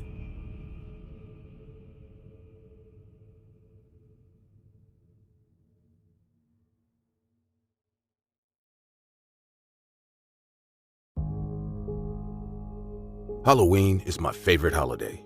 I get to dress however I want without anyone judging me and party it up with people just as excited about the holiday as I am. What's not to love? There's this one Halloween party I go to every year at a friend's place. The party starts the moment the sun sets on Halloween and doesn't stop until well into the following morning. This particular year was no different. I got dressed up in my trusty black cape and red waistcoat to match with my girlfriend's black dress and red corset. We helped each other make sure that our fangs were nice and shiny. We got to show them off once a year, so we wanted to make sure they were pearly white as we scared the trick-or-treating kids with them. It was well after sunset by the time my girlfriend and I arrived at the party. There we saw some of the same familiar faces we'd been seeing since forever. Ghouls and goblins and all matters of creatures that went bump in the night were all gathered there to have a good time, chatting amongst themselves and helping themselves to snacks and refreshments arranged by the very gracious werewolf host. There was one face I didn't recognize, though. A disheveled young man stood in a lonely corner of the party, watching everyone else enjoying the party with burning contempt in his eyes. His costume, if you could even call it that, was just a white t-shirt with some blood stains on it and a black trench coat that made him look like a Matrix reject. As much as I loved talking to my old friends, the stranger had me curious. Rarely did we ever get new faces at our little annual celebration, If they weren't invited, they were trespassing on private property. And something about the young man's clear disdain for everyone there made me think the latter was far more likely. While my girlfriend caught up with some witches and fairies, I approached the stranger to make some small talk. "Hey there," I said with a smile. "How are you enjoying the party?" "It sucks," he replied in an instant, "just like everything else in this shithole of a world." "Hey, there's no shame in sucking." I flashed him a smile that showed off my pristine white fangs that I made sure looked extra sharp for the occasion. The young man didn't laugh at my joke. He just grunted and turned his gaze towards some sexy demon girls dancing to Boris Karloff's Monster Mash. "Look at those sluts," he said, "showing off their bodies like bitches in heat, just to be a tease to men they know they'd never date. Whores like them deserve to rot in hell for never giving average men who aren't goddamn models like you a chance." It was at that moment that I realized I was talking to, as the kids call them these days, an incel, more commonly known as a total prick. "You don't really mince words now, do you?" "Why should I?" The young man's gaze shifted back to me. "Why should I care about hurting their feelings when women like them never cared about mine? Women are all the same. They use nice guys like me only to cuck us for chads who won the genetic lottery, like you. You do realize you sound like a complete wanker right now, yes?" "It doesn't matter. Nothing will matter soon enough." A police car passed by the house, its blaring siren briefly lighting the window beside us with red and blue lights. It was accompanied by the sound of a panicked police making an announcement through his car's mounted megaphone. "Citizens, be warned. An active shooter has passed through this area. Stay indoors and lock your doors until the shooter has been apprehended." The warning echoed over and over all throughout the street. For the first time since I met him, the young man smiled. I abruptly realized that he had his hands in his trench coat the entire time we were talking. "You're starting to realize who I am now, aren't you?" At that moment, my girlfriend finished catching up with her friends and came back to me. The young man's eyes widened in impotent anger upon seeing my girlfriend approach. Being as beautiful as she was with that form-fitting corset on, she looked exactly like the kind of woman the young man hated for their reluctance to sleep with him. "Hey, love, who's your new—" Before my girlfriend could finish her sentence, the young man pulled a revolver out of his trench coat and shot her. The bullet hit her right on the forehead, and she was knocked backwards onto the ground by the impact. The young man let out a cackling laugh. "You're all so fucking dead," he cried to everyone at the party, who had stopped what they were doing to look at him. "I'm going to murder all you fuckers, and the world will finally know what happens to pieces of shit like you who look down on people like me." He let out another lengthy, evil laugh that grated on the ears. He only stopped when he realized someone else was laughing alongside him. "Oh man, you're right," said my girlfriend as she picked herself up from the ground. She had a tiny skin-deep scratch on her forehead where he'd shot her, which quickly healed as if it were never there. "The fuck?" The young man turned the revolver towards me instead and let loose the 5 remaining bullets into my chest. I felt bullets slam against my chest and a bit of break skin, but it was nowhere near strong enough to knock me down. "Really, mate?" I said, half joking and half genuinely upset. "This has been my favorite shirt for like a century, and you just had to ruin it." The entire party erupted in laughter. It's good to know that there'll always be people out there with a sense of humor. How did you? Before the man could finish his question, I calmly grabbed the wrist of his gun hand and squeezed it. His bones snapped like dried twigs within my grip, and his revolver clattered onto the floor. He screamed in pain with tears in his eyes until I let go of him. He stumbled backwards and leaned against the wall to support himself as he cradled his shattered wrist. "You'd have better luck killing me with a 2B pencil, mate," I told him. He looked up at me, and I could only see fear in his teary eyes with all the bravado caused by his homicidal hatred gone from his face. "You're really not that bright, are you?" I almost pitied the poor fool at that point. Key word being almost. "You brought a bloody 6-shooter to kill a house full of people. What were you gonna do afterwards? Pistol whip us all to death?" People in the party laughed. It felt nice to have a good crowd. Moreover, I gestured to the rest of the party guests, filled with werewolves and devils and things that go bump in the night. Don't you think these costumes are a little too realistic? I've seen a lot in my time, but that look of dawning comprehension on his horrified face is a memory that'll bring a smile to my face for centuries to come. He tried to make a run for it, but the moment his back left the wall, I slapped him across the face with the back of my hand. His entire jaw came off at the hit, and he crumpled to his knees crying and gargling on his own delicious blood. I sometimes forget how fragile humans are. He attempted to scramble towards the door on his knees and one good hand, only for the werewolf host to bring his clawed foot down on his ankle, completely destroying it. I think he tried to beg for his life. Or maybe he was crying for help. It was hard to tell what he was trying to say without a jaw. We all ate well that Halloween night.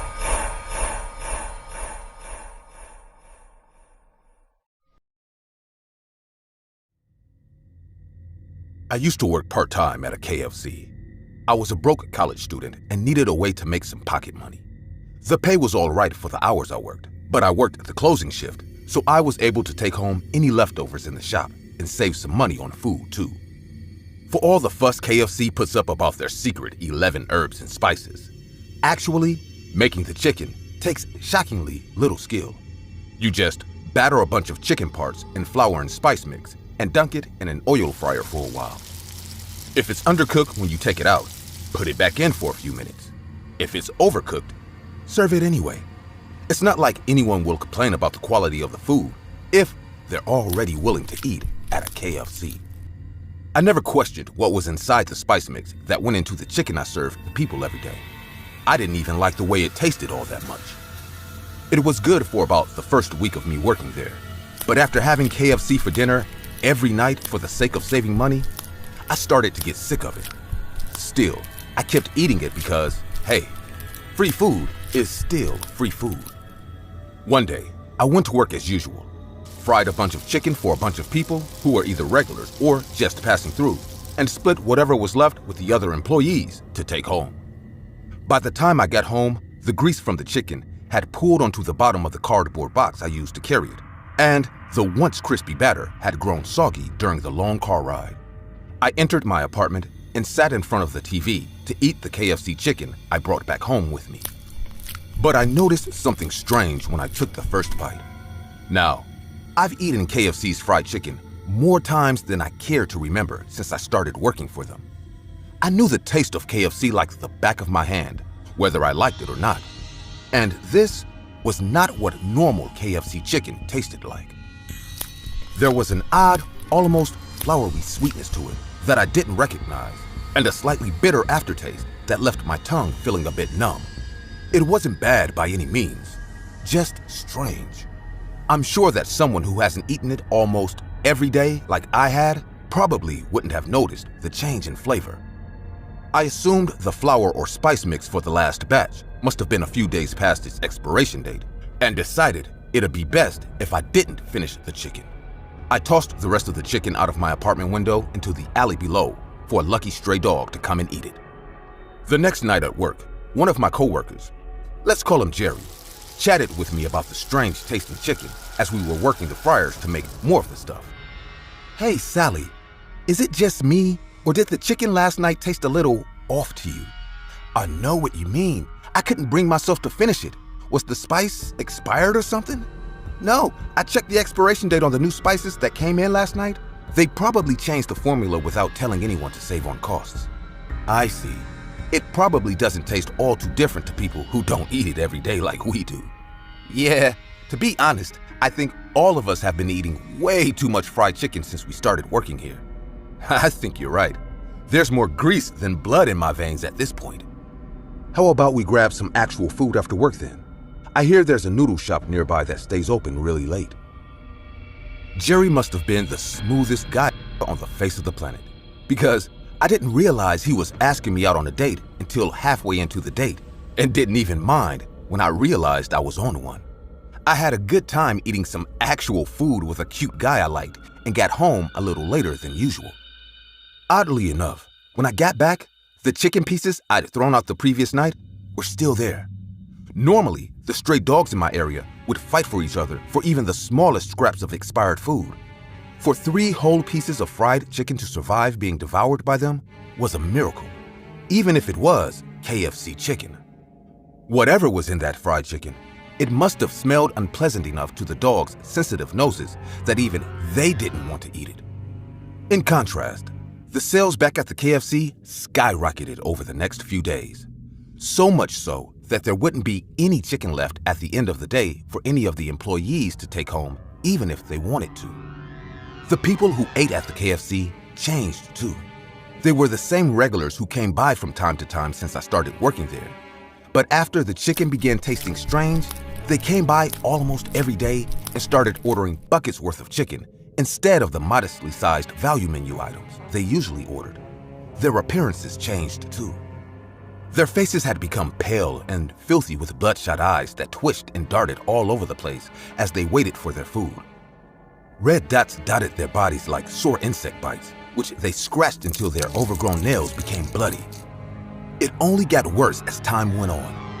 Despite eating copious amounts of chicken almost every day, the regulars became skeletally thin with sunken faces that made them look more like walking corpses than people. On one particularly busy night, we ran out of chicken while the restaurant was full of the sickly-looking regulars. One of the regulars came up to the cashier I was tending to at the time. "1 chicken bucket meal, please." "I'm sorry, sir, but we're out of chicken for the night." At that, the man's bloodshot eyes widened in surprise and his lips curled into an angry snarl. "You're out of chicken? Out of chicken?" "We'll be restocked tomorrow, sir, please." You can't do this to us. You can't be out. I need it now." The man shouting started gaining the attention of the other regulars.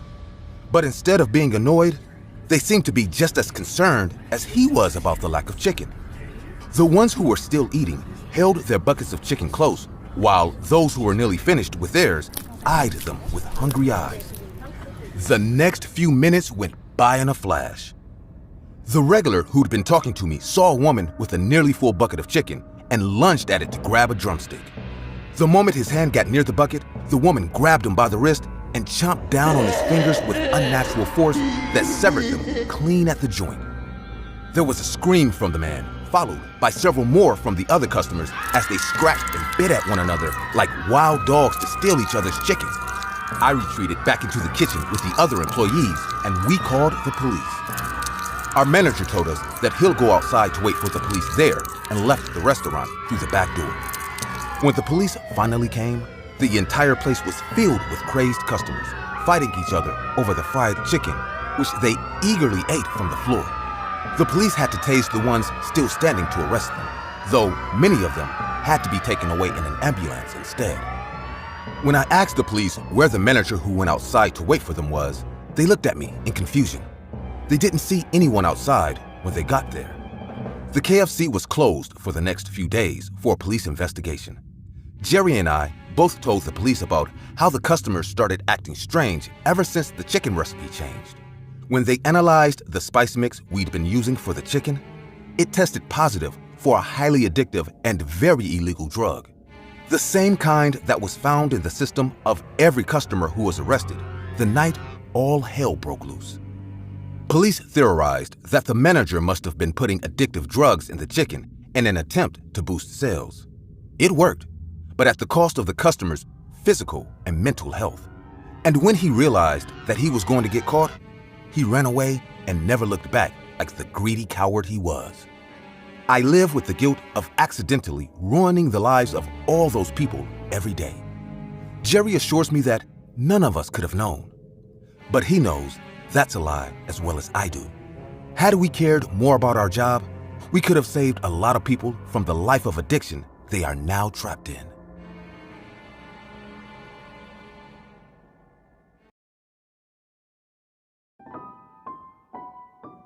I was looking for an apartment to rent after moving out. My budget was very less as I was struggling to land a moderately paying job. I was on the verge of living on the streets when I ran into an old school friend of mine. She was more of a classmate than a friend, honestly. We rarely talked as she was often pointed out as the weirdest kid in our class. She had a forever sticking smile and cold stare altogether on her pale white face. We never even saw her parents come pick her up from school. Little did I know about her, I almost failed to recognize her at first. I was coming from a part-time job when we kind of bumped into each other on the streets. She took one look at me and said, "Holy, what a surprise." I stopped and stared at her for a while. "Didn't you recognize me? I am Natalie, the weird kid." She smiled while saying that, and I did recognize her right there. I get extremely embarrassed for my bad memory. We went to a coffee shop and, probably for the first time, I finally got to know Natalie as a person. She was working as a waitress in a restaurant and living in her parents' old apartment. "At least I can live there rent-free," Natalie said in a mocking tone. I couldn't laugh because that was a huge deal for me. I told her everything about my condition, and surprisingly, she decided to help me. "Look, I can use a roommate right now and you can pay whatever you are comfortable with." She was so kind and not at all weird.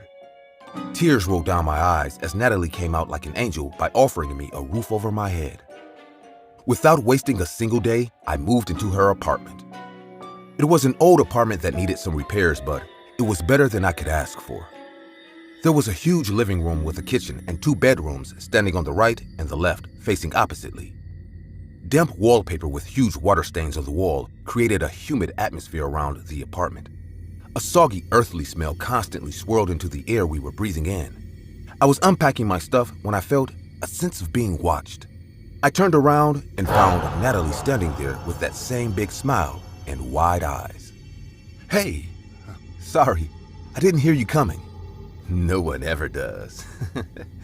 Anyway, I'll be across the hall, so let me know if you need anything, and I wanted to inform you about something. "Sure, what is it?" My boyfriend has a habit of coming home really late, so don't bother if you hear footsteps and our voices in the middle of the night." "Oh yeah? Cool with me." Natalie smiled and walked away. Even though I acted cool, it came to me as a big surprise that she has a boyfriend. There's a little backstory on this matter, why it surprised me. In high school, we all knew Natalie was obsessed with Jake, just another popular jackass. Her obsession grew to such a level that she wrote love letters with her blood and posted them to Jake's address. It created a huge brawl between the school authorities and Jake's parents. But I felt good to know that she has finally moved on like everyone else. I got a new address and a job in the same week. It wasn't much, but paid better than my previous gigs. I took morning shifts so that I could relax in the evening and finish my diploma online. For being an early riser, I slept like a rock throughout the night. It was 1 week since I moved to Natalie's apartment, and everything was going fine until one night, I woke up hearing laughter outside my room. It took me some time to recollect where I was, and as soon as I did, I could recognize the voice of the person laughing. It was Natalie, no doubt. She was talking to someone in a very romantic way, and I thought maybe she and her boyfriend were chilling on the living room couch. When I came out to leave for work in the morning, I saw Natalie sleeping on the couch. I didn't expect to see that because it seemed like she slept on the couch the entire night. Hearing my footsteps, she woke up and said in an awkward voice, "Sorry, my boyfriend sometimes stinks. Typical men." I didn't say anything and had my breakfast to set out for work. At work, I thought to take Natalie and her boyfriend for a movie treat for being so kind to me. I called her saying, "Hey, would you like to go to a movie tonight? I have got 3 tickets." Without answering my previous question, Natalie asked, "3 tickets? Why?" "For us and your boyfriend. I mean, you guys have been so nice to me, that's why." But Natalie didn't let me finish. She answered in a hurry. "Sorry, we can't go tonight. Maybe some other time, Holly." She disconnected the phone, and I got surprised by this weird behavior of hers. I got a little hurt as she refused me right away. I went home early, canceling all the plans that night. I just wanted to go to bed and sleep. I knocked on the door, but no one answered. I used my key to get inside the apartment. The lights were all turned off like no one's home. I called out to Natalie, but there was no sign of her. Maybe she went out with her boyfriend, whom I know nothing about. The secrecy in her behavior regarding her boyfriend did make me a bit suspicious though. So, without thinking further, I crossed my limit. I went to her room and twisted her doorknob. But unfortunately, it was closed. so I turned around to go to my room when I saw Natalie standing right behind me. Geez, where did you come from? What are you doing here, Holly? Oh, sorry. I was just trying to check if you were sleeping inside because you didn't answer the door. I went out. Can I go to my room now? Sure, of course. I'm sorry. With a highly embarrassed face, I came to my room and closed the door. I already ate, so I changed into my sleep clothes and lied on the bed. It was around 2:30 a.m. when I heard Natalie talking again to her boyfriend. I came out and found her room locked from the inside. I couldn't hold my curiosity anymore. I slowly peeked in from the keyhole, and what I saw gave me goosebumps. Natalie was sitting on a chair, and opposite her sat a dried-out corpse dressed in our school football jersey. The corpse was so old that it was impossible to recognize its face. Natalie held the dried, bony hand of the corpse lying on the table and said, "Oh, Jake, it's nice that we get to spend so much time together. If not, I brought you home after homecoming. Both of us would have been lonely for the rest of our lives." Oh my God, that's Jake? And he's been here like this since homecoming? Natalie got up and kissed the corpse on its lips like she was kissing her boyfriend. She took Jake's corpse in her arms like she was giving him a cozy hug. I couldn't watch this insanity anymore. I slowly came back to my room as quietly as possible and dialed 911. The lady operator took my call and asked, "911, what's your emergency?" "My roommate has a dead guy in her room. She is crazy." "Did she kill that guy?" "I think so. His name was Jake Flanagan. We all studied in the same high school. Please, hurry up. I'm scared of her." "Who are you talking to so late?" "Holly." I turned around and my phone dropped on the floor. Natalie was standing near my door with a small pistol in her hand. "Natalie, listen to me. You don't need to do this, okay?" "Don't be scared of me. Jake didn't feel any pain when I cut his veins. He lied there heavily sedated, and his blood flowed away freely. I will do the same for you. Then I'll finally live happy with my boyfriend and my school friend. You'll be an added collection to my family." Her evil eyes gave me a piercing look as she went on explaining this horrifying plan. She escorted me to a room while threatening me with her pistol. For the first time, I entered her room. Candles were lit up like a seance, and the corpse made the air heavy with a reeking smell of rotten meat. She sat me down on another chair and started to tie me up to it. "You'll have no problem here. Ask Jake. He's been here for at least 3 years, and he is very happy. Aren't you, honey?" She looked at the corpse and smiled at him. I realized Natalie never got over her obsession with Jake. It just grew stronger and creepier with time. I screamed, "You are sick, Natalie. You have always been this sick, creepy weirdo. That's why no one ever talked to you in school." She turned at me with her vulturous eyes boiled up in anger. She grabbed a burning candle and came at me without answering anything. I got all freaked out and tried my best to free myself, but she held the candle right under my cheek. The burning flame fried my skin and I screamed in excruciating pain. "Now you must be regretting being so mean to me like everyone else," she said. I started to become numb with pain as the flesh of my right cheek melted away. Blood was all over my clothes, and inhaling the smoke coming from my burnt skin, I felt like throwing up on the floor. After torturing me like this, Natalie picked up the pistol and said, "Maybe you don't deserve my niceness so much. I might have to bash your brains and dump your body in the lake." She aimed the gun at my forehead and said, "Say goodbye to this cruel world, Holly." Just then, the apartment door slammed open and a loud gunshot took place. Natalie's brains splashed all over me as a cop shot her on the head from behind. The 911 call never disconnected, so the operator could hear whatever was going on in the apartment. She traced my location and the cops arrived in time.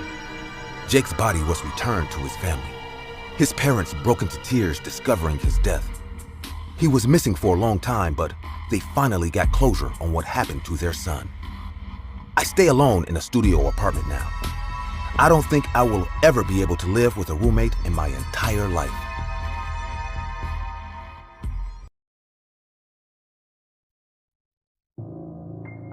My best friend in high school was a guy named Gabe. We even went to the same college but separated afterwards. He went on to travel Europe and Asia while I stayed behind to find a steady job. Although we kept in touch for a while, life eventually got in the way. By the time I found a steady job, I'd almost completely forgotten about him. Then one day I saw a post he made on social media saying that he was holding a garage sale at his old house. I didn't even know he'd returned from his travels, so I thought I'd head over to say hi. I got into my car and drove to where I remembered his house was. Gabe was standing around waiting for people to come by, looking more than a little bored. I parked the car in front of his house and got out to greet him. The moment he saw me, his eyes lit up with recognition, and he speed walked towards me. "James, is that you?" "The one and only." "How have you been, man?" "I've been fantastic. Just got back from Spain a few days ago. Decided that I needed to take a little break from traveling." We spent some time catching up and talking about all the places we'd been to. Gabe had been to so many places and saw so many things that I couldn't help but feel a little jealous. I wished I'd been able to travel to other countries like he did. But I wasn't quite as rich as him and had to settle for just visiting other states instead. Man, I wish I could have gone to all those places too. The other states are cool and all, but I would have loved to see the culture in other countries. You don't have to go to other countries to appreciate their culture. Come, there's something I want to show you. Gabe led me to a large leather travel trunk being sold at the garage sale. It clearly seen better days. The deep brown leather had been worn and scratched in many places, probably due to it being tossed around in so many airports. Gabe flicked open the trunk to reveal its contents. Inside were 6 items I didn't recognize, but assumed they had to be from another country. There was some sort of weird yo-yo looking thing, shaped like an hourglass with 2 sticks. A kite with some distinctively Japanese-looking art on it that I assumed was supposed to be a samurai. A simple toy car entirely made out of wood. A small box of cards with what looked like Italian written on it. One of those Russian matryoshka dolls that opened up into many smaller dolls. And strangest of all, a tiny statue of a man with a white shirt and a red cap taking a shit. I couldn't hold back my laughter when I saw it. What the fuck is that? Oh, that's El Cagane. Doesn't that just literally mean the shitter in Spanish? Yep, I got it from Catalonia, Spain. They're really popular there during Christmas. People use them to decorate nativity scenes. That sounds sacrilegious. It's just a difference in culture. Everything in this trunk are souvenirs I got from different countries. For $20, I'll give you the whole thing. Deal, man. I can't wait to put that shitter in my living room. I forked over $20 to Gabe, and after a bit of chatting, went home with my trunk full of exotic goods. When I got home, I immediately put the shitting doll on my shelf in my living room, thinking that it'd make one hell of a conversation starter alongside the matryoshka doll.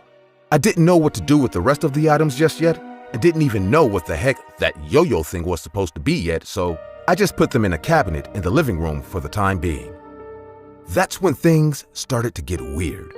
On the first night after buying the trunk, I heard the sound of something like whooshing across the air as I was working on my computer in my room. It was the same kind of shrill sound you'd hear if you swiped a stick through the air really fast. Curious and a little worried, I grabbed the basketball bat in my room and went to the living room to investigate. Standing in the middle of my living room playing the hourglass-shaped yo-yo was a girl no older than 8 with long black hair and a transparent body riddled with a dozen stab wounds. Her eyes were as black as her hair with tears of blood streaming down from them as she balanced the hourglass-shaped yo-yo on the length of string in between 2 sticks. When she noticed that I'd entered the living room, she stopped playing with the toy and started staring through me with her empty eyes. The girl opened her mouth and a river of ghostly blood spewed from her lips like a waterfall. Trình bang vô. What? Trình bang vô. Trình bang vô.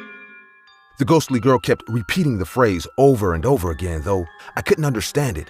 Even if I could, I don't think my fear-addled mind would have been able to process it anyways. I dropped my bat and ran back into my bedroom, where I locked the door and quickly went to bed praying that it was all just a hallucination caused by stress from work. The next day, I woke up to find the hourglass-shaped yo-yo lying right in front of my bedroom door. I had half the mind to throw it out right then and there, but the rational side of me urged me to keep my cool and just put it back in the cabinet I kept all the other souvenirs in. I was awoken that very same night by the sound of something lightly tapping on my bedroom door. Despite my better judgment, my curiosity got the best of me, and I eased open my door. On the other side was another ghostly child, this time a boy, though he had the same black eyes streaming with blood as the girl before him. He held the Japanese kite in his hand, which was somehow floating in the air without wind. 助けてください。助けてください。 I didn't even bother to answer. I closed and locked the door before heading straight back to bed. But the moment I laid on my bed, the boy's kite slid under the gap in my door and started floating in my room. I watched in terror as the kite loomed over me with the angry warrior drawn on it, staring me down as the ghostly boy on the other side repeated the same phrase over and over again. 助けてください。助けてください。 I was petrified for about the first hour. After that, it eventually just started getting annoying. The ghost wasn't really doing anything, and if they were trying to scare me, the girl from the previous night had already taken the surprise factor out of it. Eventually, I just fell asleep to the sound of the boy's voice as the pissed-off-looking samurai watched over me. The next 3 nights was more of the same. First, the wooden toy car rolled into my bedroom, set in motion by a ghostly boy with blonde hair. Snälla hjälp mig. Snälla hjälp mig. Then I woke up to the sound of the Italian deck of cards being shuffled in the middle of the night by the ghost of a brown-haired boy. Mi aiuti per favore, mi aiuti per favore. And after that night, I heard the sound of clicking wood as the wooden Matryoshka doll was being disassembled and reassembled by yet another ghostly girl who gave me yet another message I couldn't understand. Посхиліїста, помучите мені, посхиліїста, помучите мені. By that point, I didn't even care anymore. The ghost had gone from being scary to mildly creepy to just being plain annoying. I couldn't even understand what they were trying to tell me. That was until the final night. I was woken up in the middle of the night, again to the sound of something falling to the ground with a loud thud. Using the process of elimination, I could already tell what it was. I trudged into the living room with an annoyed look on my face, and sure enough, the shitting statue had fallen from the shelf next to the ghostly boy. Okay, you're really scratching the bottom of the barrel here. I'm not going to be afraid of a shitting statue. The ghostly boy looked at me and opened his mouth. Just like all the others, blood poured over his lips before he was able to speak. But unlike them, I was actually able to understand him. Por favor, ayúdame. Por favor, ayúdame. My eyes widened when I realized what he and the other children must have been saying. Like many kids, I was taught Spanish as a second language in school, and I had plenty of practice using it during my travels through the US. Although the boy spoke with a European accent, I was able to understand it all the same. Por favor, ayúdame. Please help me. Have you kids been asking for help all this time? I could also see the relief of the boy's bloodied face when he realized I could understand him. He continued to speak in Spanish, and this time, I clung onto every word. Your friend, bring him to us, please. Before I could ask why, the body vanished right before my eyes, leaving me dumbfounded. I invited Gabe over to my house the next day. He arrived early in the evening, just as the sun was setting. We made a bit of small talk before sitting down in the living room over a cup of coffee. So, what did you want to talk about? It's about those souvenirs I bought from you. What about them? I think they might be haunted. Gabe raised an eyebrow and set down his cup of coffee, though he didn't seem as surprised or concerned about my sanity as I thought he'd be. What makes you think that? Well, I've been seeing things ever since I brought them into my house. What kind of things? Children. The ghost of them anyways. There were 2 girls and 4 boys. They were all speaking different languages, too. Was there anything else strange about them? They all had stab wounds on their bodies. I think they might have been... Before I could finish my sentence, I saw Gabe pull a switchblade from his pocket and lunge right towards me. I didn't have time to react or question what he was doing. But seconds before the tip of his blade could skewer me, a playing card flew at his hand at blinding speed and knocked it out of his hand. Gabe stumbled back in pain, cradling his bleeding arm. One by one, the ghostly children I'd seen the previous nights appeared in the living room, each holding the toy I'd seen them playing with. No, I killed you. I killed all of you. How are you? The string of the Japanese boy's kite wrapped around his neck and tightened before he could finish.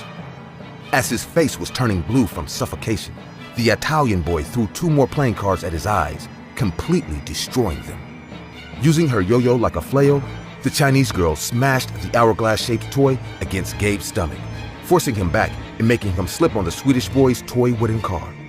Once he was down on the floor, the Russian girl with a Matryoshka doll and the Spanish boy with his statue brought their stolen souvenirs down on Gabe's head over and over again until his head was a pile of gore on the floor and his body finally went still.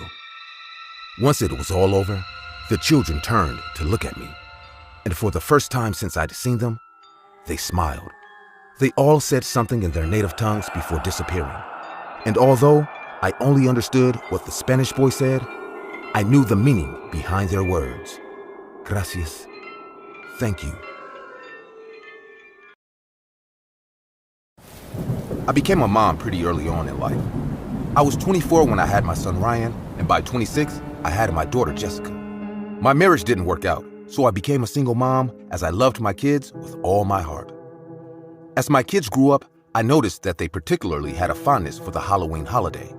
Their faces lit up every single time the 31st of October was approaching, and I could see their excitement as I made their costumes. Every year, I threw a Halloween party at our house. I would invite the whole neighborhood to come with their children, and after the first successful party, it soon became a wonderful tradition. Well, it was, till the arrival of our new neighbor, Angus Duncan. Now, Mr. Angus was a peculiar man, as the only thing you could describe him as was an old soul, or he preferred to live in the past. For example, while others used lawnmowers to cut their lawns, Mr. Angus preferred to manually cut his by using a cutlass. And when you tried to call him, he'd tell you to write him using a letter. I remember asking him, "Why don't you like using the new methods, Mr. Angus? They are much more easier." I remember him looking directly at me and replying, "The original is always better." At the time, I didn't know what this truly meant, so I remember laughing it off and saying, "Well, you can't argue with that." Until today, I deeply regret those words. The month of October was quickly approaching, and I had begun to set up the annual Halloween party I had always hosted. I remember sending out all the invites the day before through email, and that's when I remembered about our new neighbor, Mr. Angus. While Mr. Angus didn't have any kids, I thought it'd be rude not to invite him over. Due to his peculiar behavior, he didn't have much friends, so I decided to invite him to the party. I didn't have time to write a letter, so I just walked up to his house and asked him if he wanted to come. I remember saying, "Sorry to disturb you, Mr. Angus, but I normally throw a neighborhood Halloween party. Would you be interested in coming?"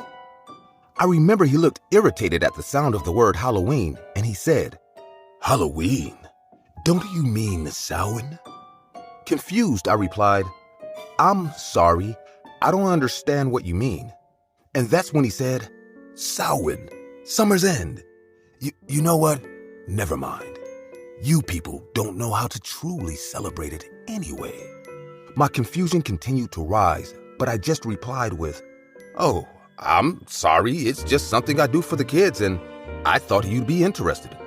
His ears picked up at the sound of kids, and that's when he said, "Kids? The children are going to be there?" I was still confused as to why he was now interested, as he knew kids were coming, but I brushed it off and said, "Yeah, it's actually really for them." And that's when he looked at me and said, "I'll be there to show you how to truly celebrate Halloween." And with that, he shut the door. As I walked back home, my mind was still a little phased at what an odd man he was. But I thought to myself, there's nothing wrong with him. He's just a little different, and there's nothing wrong with that. But come tomorrow, I'd realize how truly different Mr. Angus was. The party started out great as usual. The children were having fun playing around in their costumes, and their parents were chatting away with themselves. Angus arrived in the middle of the party, and he came with a box full of candy that I had never seen before. They weren't wrapped in a wrapper, so I assumed that was odd. I walked up to him and said, "Welcome, Mr. Angus. I was beginning to think you weren't coming." As I spoke, I noticed he wasn't paying attention to me. Instead, he was intensely staring at all the playing children. I began to sense a bit of dread, but I brushed it off as one of his odd behaviors. I then asked him, "Is that candy?" And he said, "Yes, handmade candy from my homeland." I then said, "That's great. I'll just take that from you and place it on the table." And that's when he said, No, I'll give it to the children myself."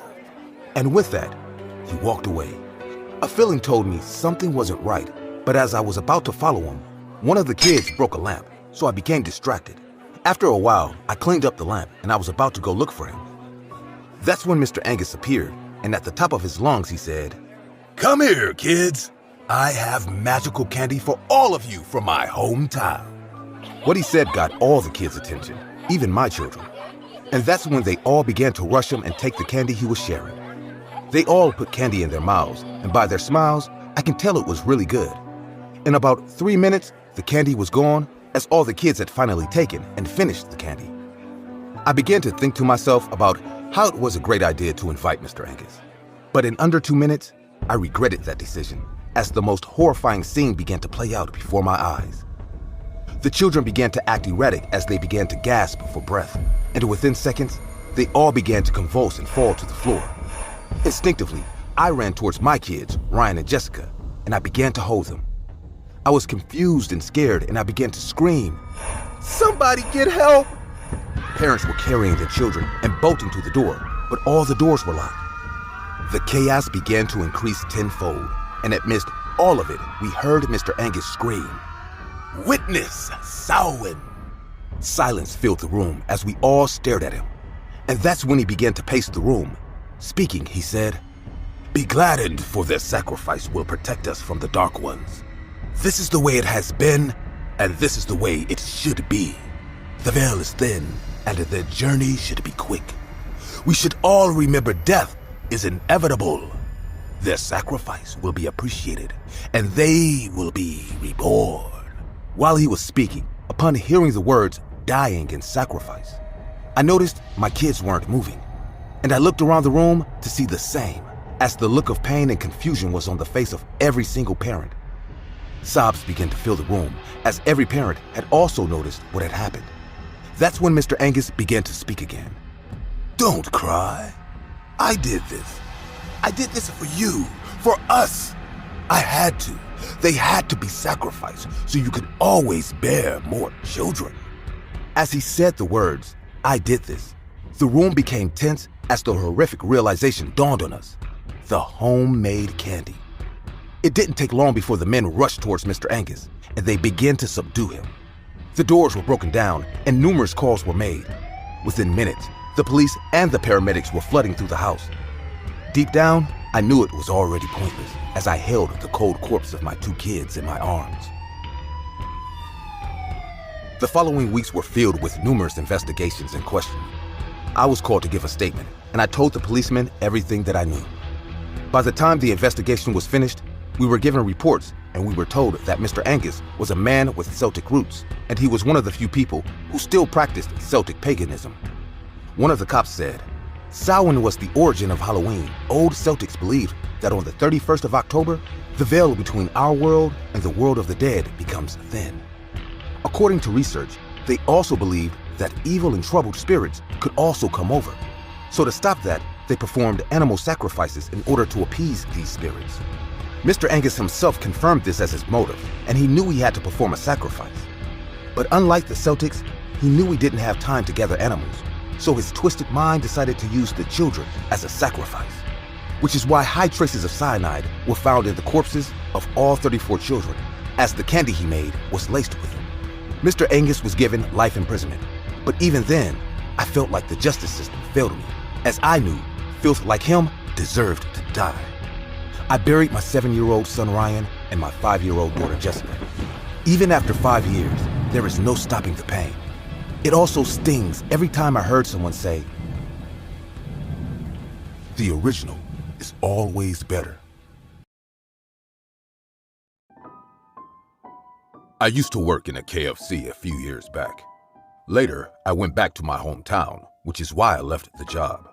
But this is not the only reason why I got fed up with the job. Common dine-outs like this often see customers of all kinds. So, this one-time experience kind of terrorized me for life. I worked at the counter as a cashier, so I had to deal with the customers directly. One night, I was sitting behind the counter and counting the cash at the end of the day when I heard the entrance door fly open. 2 boys came inside. One had red hair and a pale complexion, while the other had a bun tied with dirty long hairs dangling from his oily head. They were about 15 or 16 years old. Both of them had a very unclean presence. Their clothes seemed like they hadn't been washed in a long time. I could see dirt in their fingernails. A bad odor took over as soon as they approached the counter. "A bucket of fried chicken, please," the red-haired boy said in a cold voice while raising a $20 note at me. The boy with the bun wore a dirty sweatshirt even on that hot summer night. As they stood there like 2 fishy customers that I would never want to meet at the end of my late-night shift, I realized troubles are waiting for me. I told them to take a seat and went inside to tell Ralph about our last order. Ralph was the night cook who joined recently. While giving him the orders, I told him how sketchy those boys looked to me. Ralph laughed and said, "I'm sure they won't be any petty thieves, Lucy. You go keep an eye on them. I will be there with the fried chicken soon." I went back and saw those 2 boys were wandering around the restaurant like they were walking in their homes. The red-haired boy was observing each detail of the shop. I even saw him noticing the security camera too attentively. With their behavior, I could tell they had some other intention. After wandering around for some time, they sat at a table nearby and started to talk in a low but deep voice. I could hear their full conversation, but I heard them addressing each other by the name of Jackson and Liam. The red-haired boy was Jackson and the other one was Liam. So far, I didn't hear Liam say a single word to me. He was the quieter one and also the most mysterious among the 2. He had lots of cut marks on his face and every 5 seconds, looking at me in a very creepy way. I even saw him licking his lips while he laid his eyes on me. The cold stare and their inaudible whispers were making me even more anxious. Suddenly, Liam got up and went out of the restaurant. I wanted to ignore it, as this was none of my business, but I still asked, "Where did your friend go?" Jackson smiled and said, "To take a leak." "How long will it take?" I smiled awkwardly and said, Not much. Our cook will bring the food soon. You guys are our last customers for the night, hence, it's taking time to arrange everything before closing the shop." After a few minutes, Liam came back and sat beside his friend, just like before. I waited and waited for Ralph to come out, but time went away. My level of patience gave in, and I got up and walked to the kitchen. The minute I stepped inside the kitchen, the electricity went out. It wasn't a power cut, as I could see the streetlight on the highway shining bright. Someone purposefully turned off the power switch. I checked into my pockets and took out my phone. While trying to turn on the flashlight on my phone, I took a step further in the dark and stepped onto a gooey liquid that had a weird metallic stench. "Damn it, Ralph! Didn't you clean the kitchen?" I screamed in the dark. I switched on my flashlight, and as it hit the floor, I saw what I just stepped in. There was a pool of blood on the kitchen floor that came from a deep stab wound on the body of our night cook, Ralph. Oh my God. I turned around to leave when I got face to face with Jackson. He stood there with a blood-soaked knife in his hand and smiled at me. I remembered there's a back door, so I turned around to escape from there. I was a few inches away from the back door when Liam entered the kitchen. So this is what he did when he went outside. My God. He entered the kitchen from the back door and stabbed poor Ralph to death. These young boys are cold-blooded criminals. They cornered me from both ends, and I knew now it would be my turn to get slashed at their hands. What do you want? I said in a terrified voice. Look, Liam, she is willing to give us what we want, Jackson said while laughing like a psycho. Let's go to the counter, he said and raised the sharp, bloody knife at me. I tried to be calm because one wrong move can silence me forever. They escorted me back to the eating area, and when we reached near the counter, Liam pushed me from behind. I tripped accidentally and hit my head on the marble desk. Blood rushed down immediately and I started crying in pain. Just tell me what you guys want. Please, just let me go. Yes. We don't want to murder a poor, weak woman. It doesn't worth anyway. We just want the money from the cash register. That's all. You guys are doing this for some money? There's still time. You two are too young to destroy your life like this. Do you have any idea what the cops will do to you if they ever catch you? Suddenly, I saw Liam's face turn pale. For the first time, he looked scared. He said in a fumbling voice, Maybe we should just leave, Jackson. I don't want to go to prison. Jackson grabbed his shoulder and screamed furiously. Don't chicken out now. This bitch is just trying to mess with us. We won't get caught. He slapped me hard across my cheek, making my lips bleed, and said, Just give us the money. We don't need your lecture, lady. Jackson gave the knife to Liam and snatched my phone from my hand. Now go to the cash register. Go, he screamed. The flashlight on my phone was the only source of light, till now. I knew these boys turned off the power so that the security camera fails to record them. But I didn't want them to go so easily. An idea came to my mind. I stopped and said, the cash register is automated. I need to access the computer to open it. I hope you're not trying to be smart with me, lady, because I'll cut your throat and then dump your face inside that hot fryer in the kitchen. I made them understand that is the case when it really wasn't. They whispered to each other for a few more seconds, and Liam went inside the kitchen to turn on the power. As soon as the power came on, Jackson said, Turn off the security camera. I know you can do that from your computer. Do it, now! I could have easily faked that and let their entire act get recorded by the camera, but I actually did turn it off, because my plan was something more sinister. I opened the cash register and loaded the money inside a bag. As Jackson came close to take the bag from me, I grabbed his head and slammed hard on the desk. The sudden strike hit him so hard that he didn't even get the chance to scream. Half of his face got smashed as flesh and blood poured out of his wounds. I took my phone from his hands, but didn't call a 911 yet. Liam walked in from the kitchen and got shot, realizing the tables have turned. He ran towards the exit at full speed, and I was ready for my next move. He was inches away from me as he had to walk past the counter to reach the entrance. That's when I threw chili flakes on his face. I had already taken them from the kitchen when these two dumb boys were heckling me in the dark. He screamed in burning pain and fell on the floor. I ran at him and snatched the knife from his hand. I stabbed them both to death. I closed the store, cleaned all the mess, and wrapped their bodies in garbage bags. There's an incinerator in the basement to burn the waste. I called 911 now and hid their bodies inside the incinerator. The cops came and took my account on a robbery done by two mad young boys. The security camera had the footage of them entering and wandering inside the restaurant in the very beginning. The cops identified them as escaped thugs who had past records of burglary and other crimes. The story flashed in the morning news as two boys murdered the night cook and tortured a lady employee of KFC, then took all the money and ran away. I went back the next day and burnt their bodies in my free time. Only I had the access to the basement, so my secret remained pretty safe. I continued working there for a month or two, and then left the job for a fresh start. The boys are still on the wanted list. I am still the poor victim in everyone's eyes, when in reality, I got away with murder.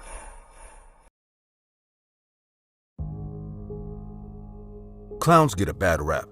I should know, because I am one. I've been working as a clown for 10 odd years now.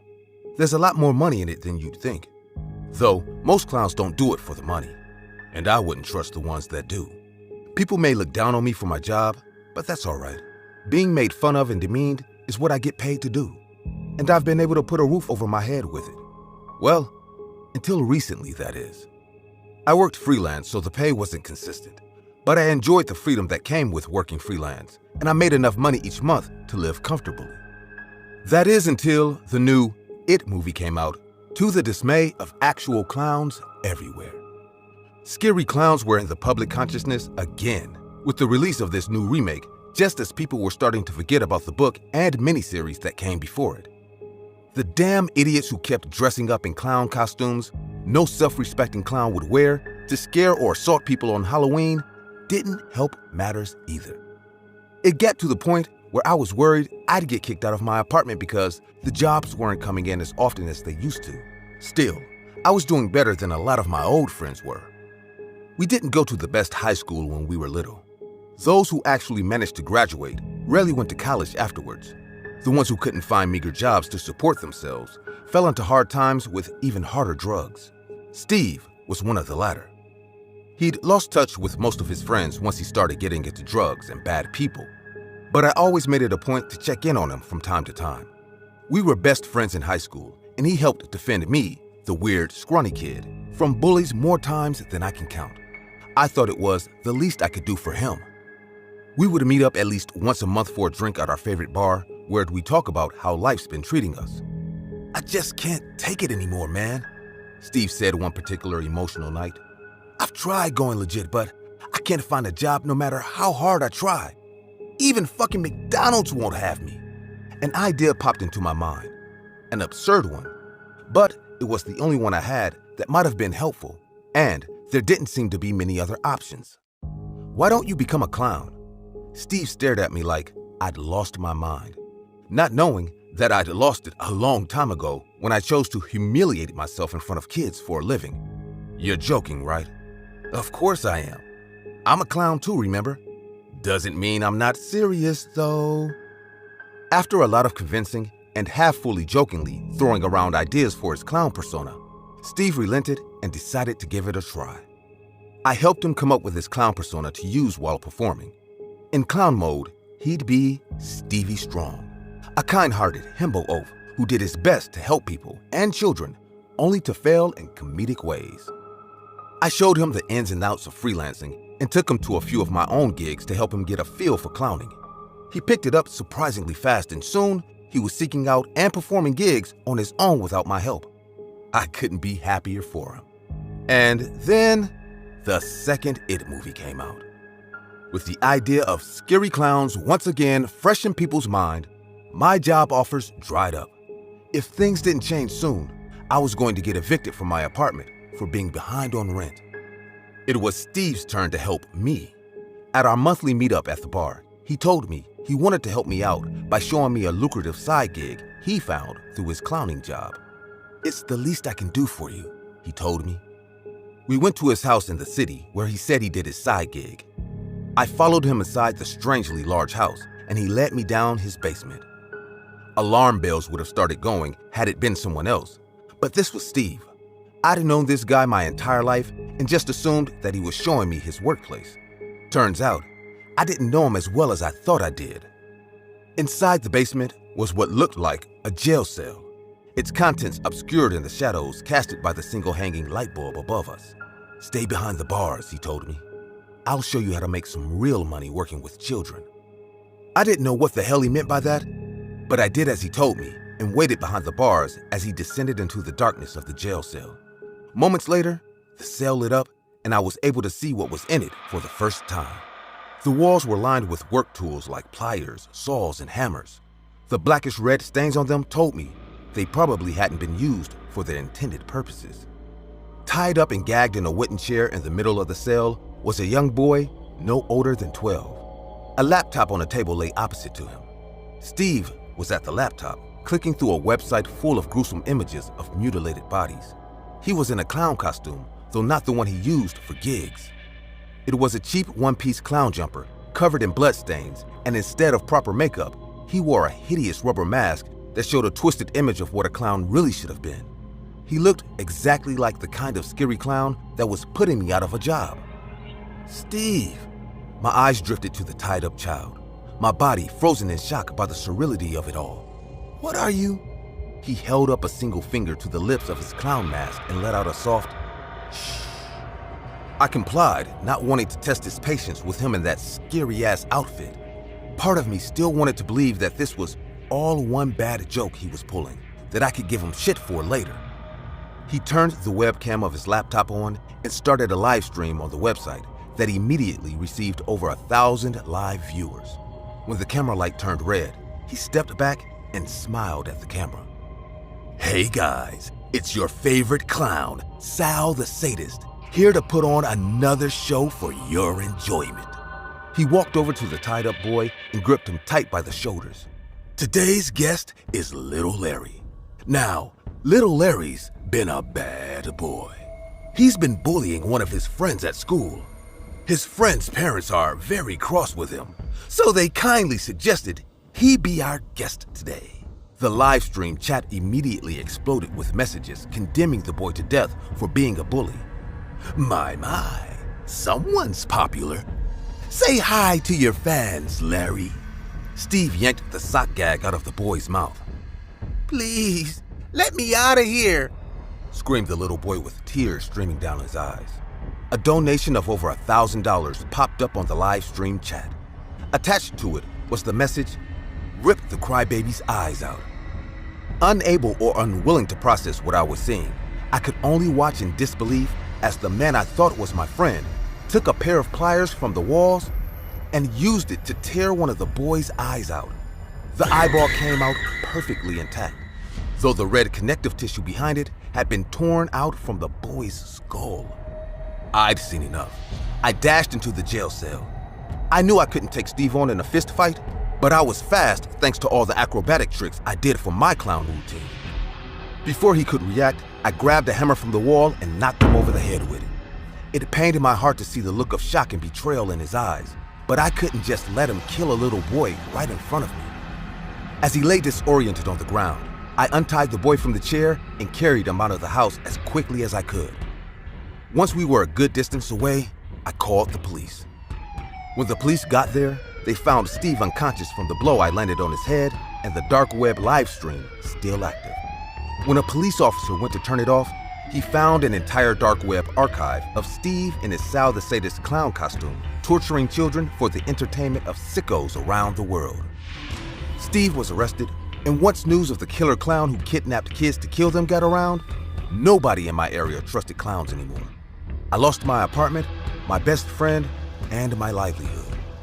To this day, I regret ever telling Steve he should become a clown and giving him the opportunity to kidnap his victims.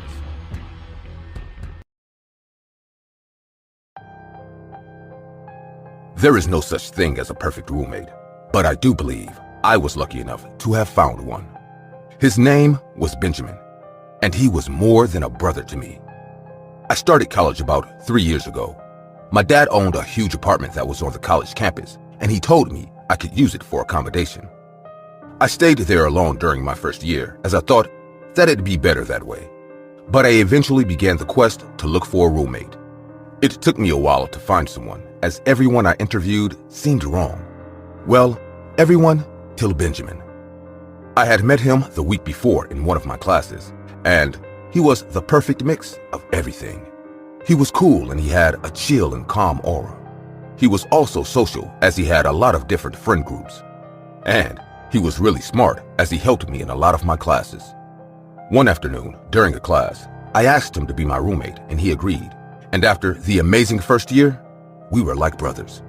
I remember once telling him, "Hey Benji, I'm so glad I met you, man. You are one perfect dude." I remember him replying to me with a weird look in his eyes, saying, "Nah, man, no one is perfect, especially not me." At that time, I didn't understand what he meant by that, as I didn't agree with him. But it took me 3 years before I came to realize that no one is really who they seem to be. After 3 years of amazing nights, great parties, and many great memories with Benjamin, The year 2020 came with a different tune and a slew of surprises. The unexpected lockdown being one of them. And while I know this affected everyone, it affected some more than others as it began to bring out a side of my roommate I had never seen before. Within the first weeks, my roommate Benjamin had become a completely different person. The person who was once calm became highly irritable. His eyes were always puffy and red, and he always seemed anxious. He began to avoid me entirely. He also didn't eat right, and he spent most of his time locked up in his room. I tried talking to him numerous times, but I was always pushed away. One night, I remember waking up half asleep. My eyes were foggy, but out of the corner of my eye, I could have sworn I saw Benjamin diving his nose into what seemed to be a hamster. I didn't understand what was going on, as it looked like he was smelling the animal. I knew he didn't have any pets, so no matter how much I tried, my mind couldn't explain what was going on. I remember ignoring it and going back to sleep, as since we didn't talk anymore, I knew asking would do me no good. As the months went by, Benjamin became worse as whatever was ailing him made him look depleted. It was obvious he needed something he wasn't able to get due to the lockdown. And the lack of whatever it was that he needed began to mess him up. Once again, I tried to ask because I really wanted to help him, but all my efforts were in vain. I remember telling him, "Just tell me what it is, man. I'm here to help you, and I can't do that if I don't know what it is." But as usual, nothing but silence answered me, as Benjamin had become mute. Little did I know that by the end of the week, I would soon find out what he wanted. And it was something that I didn't want to give. It was on a Friday night. I had spent the whole day playing video games. As like everyone, I was inside all day and there was nothing else to do. I remember walking into the kitchen and I saw Benjamin standing there with a knife clenched in his hand. He was breathing hard and his eyes were bloodshot red. I remember asking him, "What the fuck are you doing, man? I know you've been acting weird, but don't play like that." And that's when he looked at me with tears in his eyes and said, "I really don't want to hurt you, man, but I've tried and it's not working. I've tried getting it from rodents, but it's not the same. I need this, man, even if it's just a little." As he spoke, I could see the pain in his eyes and I could tell that he was fighting with whatever was controlling him. I remember walking closer to where he was standing and telling him, "Look, man, I don't completely understand what you're saying, but I'm your brother, man, and I'm here to help, if you'd let me." And as I approached him to touch his shoulder, he viciously swung the knife at me. I narrowly dodged the attack, and before I could say anything, he attacked me again. I saw the look in his eyes, and I realized that whatever he had been fighting with for the past few months had completely taken over, and if I didn't defend myself, my roommate was going to kill me. He attacked me numerous times before I finally managed to get a hold of the knife, and we began to struggle. We struggled for a while as I fought to take the knife away from him, and as I was about to pry the weapon out of his hands, that was when Benjamin kicked me in the shin. The pain made me let go of the knife, and without thinking, he struck me again. This time, I wasn't quick enough to dodge it, and I felt the blade connect with my arm, and within seconds, blood was everywhere. My arm began to sting with pain as a pool of blood was forming on the floor. The scene was ghastly, but I wasn't ready for what happened next. As I watched my roommate Benjamin rush to the floor where the little pool of blood had formed, and with no hesitation, he put his head close to it and he began to inhale vigorously. The sight was sickening, as his face was covered in blood as he continued to sniff and inhale the blood like it was a delectable dish with a wonderful aroma. I was transfixed by the horrific scene for a few seconds, but I eventually got myself up and I reached for the nearest lamp and I brought it down on his head with all the force I could muster. He was immediately knocked out. Before I could move, the apartment was filled with the campus security guards as the noise had attracted them. After explaining what had just happened, Benjamin was restrained and I was bandaged up. I couldn't stay in my apartment that night as it was searched. Numerous dead hamsters were found in our apartment and each of them were perforated to death as there were numerous holes found on their bodies. I was dumbfounded and confused as I had no idea what was going on. I was told I couldn't stay in my apartment until I was allowed to. After a while, I was called in for questioning by the campus security, and I retold the experience that happened the day before. I remember asking, "What about Benjamin? What happened to him? Why did he attack me? Is he okay?" The campus security guard then replied with, "I can tell you guys were close, so I'll tell you. For the past 2 years, numerous cases of attacks have been reported around the campus as people were knocked unconscious, and when they woke up, they all found numerous small cuts on their bodies.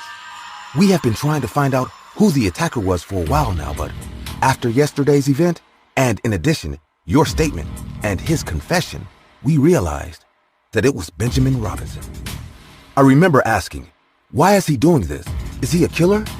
And that's when he replied to me with, "No, kid, your friend isn't a killer. He isn't a cannibal either. Rather, he's just a struggling addict." An addict? I asked, and that's when it was revealed that Benjamin had a morbid addiction of sniffing blood. It was something along the lines of inhalant abuse. But it was different as it's really rare to see blood being used as an inhalant. I was told Benjamin was taken to receive medical help as he couldn't help himself. When the campus security guard was done, I remember saying, "I thought I knew him." And that's when the officer said, "Well, man, you always think you know someone." The experience was a real eye-opener for me because I had lived with him for over 3 years and I never realized that he had this addiction. I guess the moral of it all is that we should all keep an eye on our loved ones, as they may be putting up a facade, and we never know which one of them is struggling with demons.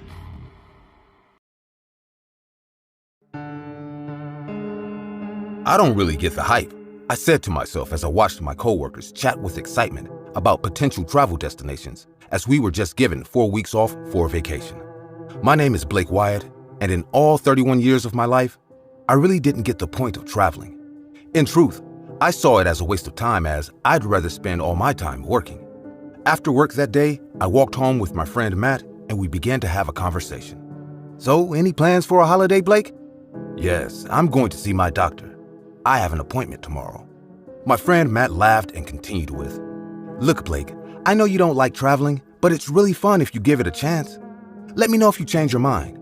We could go somewhere together." After a while, I finally reached home and I bid him goodbye. As I laid on my bed that night, I knew my views on traveling wasn't going to change. But little did I know that by tomorrow, I'll be buying my first ticket to go to an unforgettable solo trip. The next morning, I went for my doctor's appointment. I had been having some heartaches for the past few weeks, and I decided to check it out. My doctor ran some tests on me, and when the results came back, I was told that due to my incessant working, I had high stress levels. My doctor told me that I'd have to take it easy from now on. He then recommended a vacation, a trip to de-stress. "I know you have some time off from work. Maybe find a resort or a spa and take the time to take care of yourself." Going home that night, I realized that no matter how unimportant I thought traveling was, my health was a priority. So I began to surf the internet, and it didn't take long before I came across an article. The article talked about a place called the Serene Resort. It was located in the wilderness, and it had a slogan that read, "Find the peace and calmness you so desperately need." I read more about it, and it had nothing but stellar reviews. So without wasting any more time, I booked a flight ticket to leave the very next day. When I arrived at the resort, I noticed that it had a beautiful and serene environment. I spent the first week participating in yoga-like activities and meditation, and while I did everything I was supposed to, I realized that it wasn't helping as I was still stressed. I decided to continue trying, so I stayed there for an extra week. By the third week, I was surprised to see my friend Matt arrive at the resort. "What are you doing here, man?" "I heard you traveled here due to stress, so I decided to come keep you company on your solo trip." Even though it was a solo trip, I was glad to see my friend Matt as I needed the company.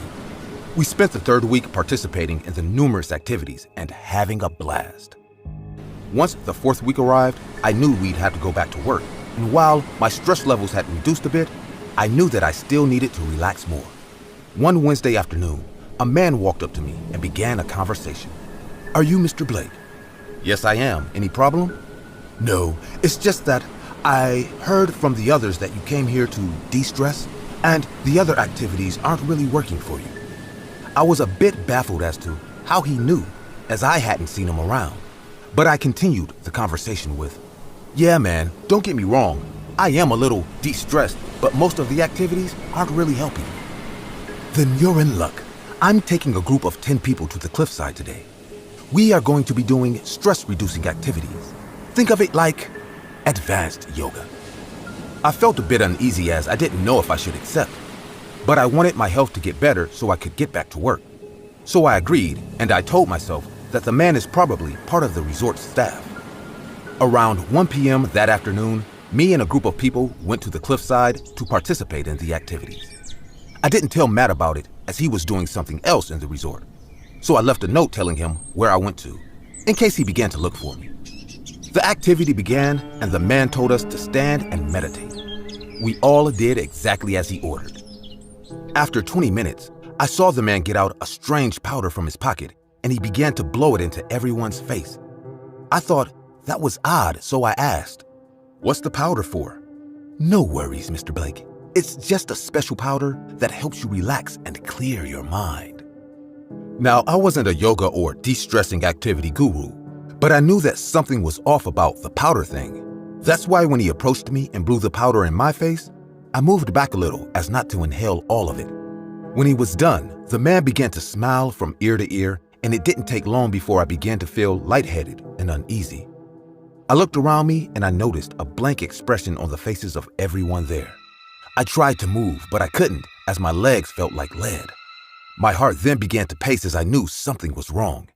As I felt my anxiety rise, the strange man who led the activity began to speak. "You are all fools, fools. Don't you have anything better to waste your money on than something like you know you'll never get? I was a child when I figured out that there's truly no peace and serenity in this mad world. And there's no activity or meditation that can give you that peace or calmness you're all looking for." The man looked like a demented person as he spoke, and I knew he used the powder to do something to us. I tried to scream, but my mouth didn't open. I struggled to use my body, but it was to no avail as I was stuck against my own will. The strange man then continued his speech with, "But since you all want it so bad, I'll generously give you all the peace you are looking for. And the one and only way to achieve that is through permanent sleep." As he said the words permanent sleep, fear rippled through my body as I prayed for it to mean something else. The man then pointed to the first woman and told her, "Go to the edge and fall." I watched in horror as a 25-year-old went to the edge of the cliff and jumped off to her death like an obedient child.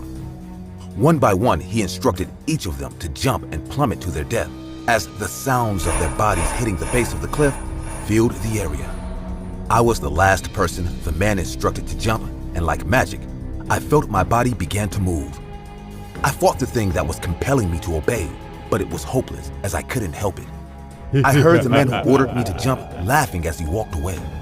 My legs took me to the edge of the cliff, and I began to think about how I never thought in a million years that I would hopelessly watch myself die and do nothing about it.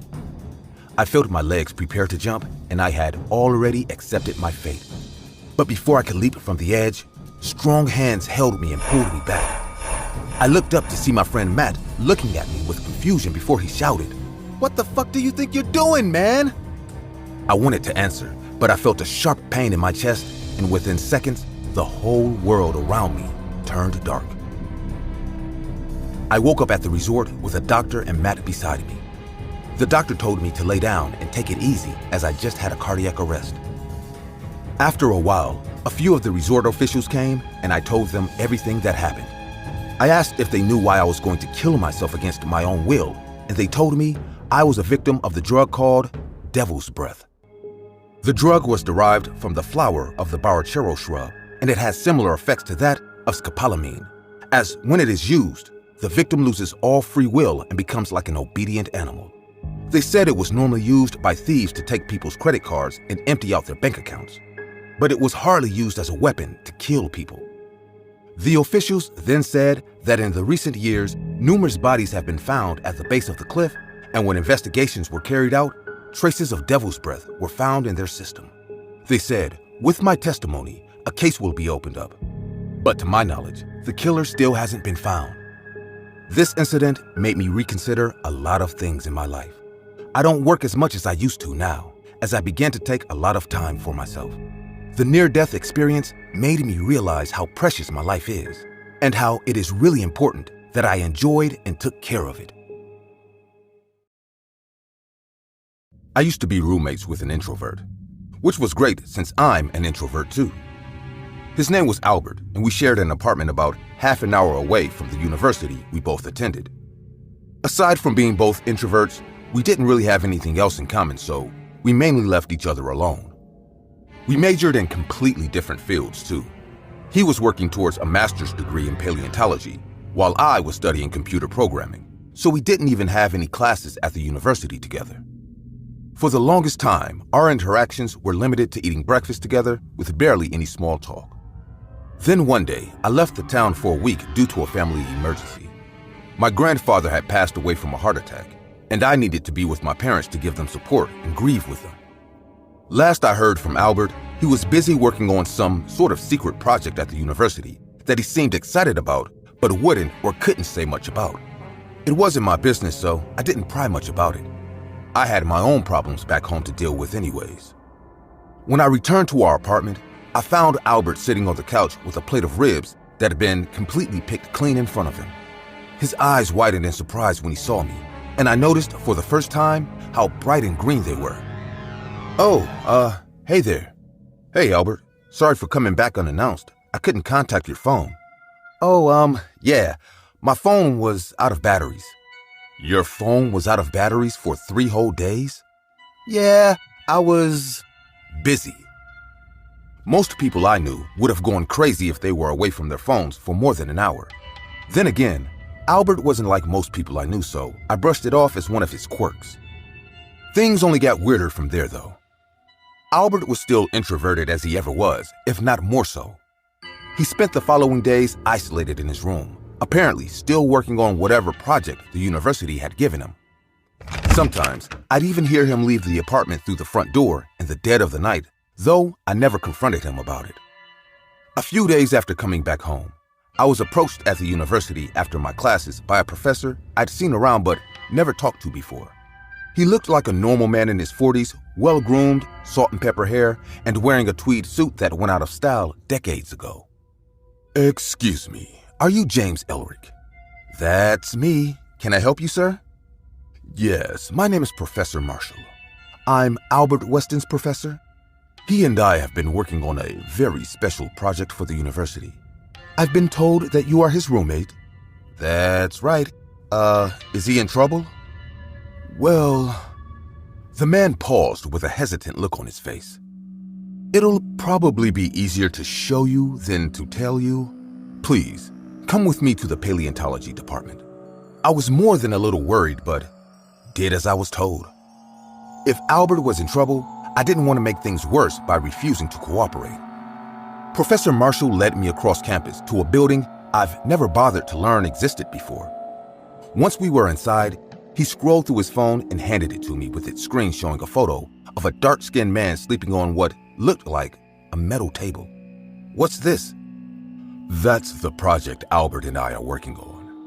You're looking at what was probably the world's most well-preserved mummy, found frozen in the ice in the Himalayas." "Was?" "That's what I wanted to talk to you about." The professor led me past a room where hundreds of fossils were on display, and into a room in the back that read, "Staff only." My curiosity was at its peak when I entered the cold but well-lit storage room where countless fossils were kept in sterile white cabinets. He led me to the very end of the room and stopped next to a cabinet, which housed a single box the size and length of a human coffin. He pulled the box out and gently laid it on the floor as I watched on.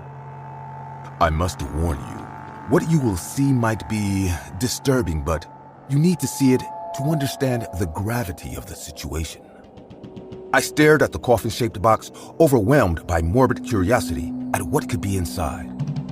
Is that the mummy you were talking about? Was. The professor opened the lid to the box and I gasped in surprise and horror at what was inside. The mummy was gone. Most of it, anyways.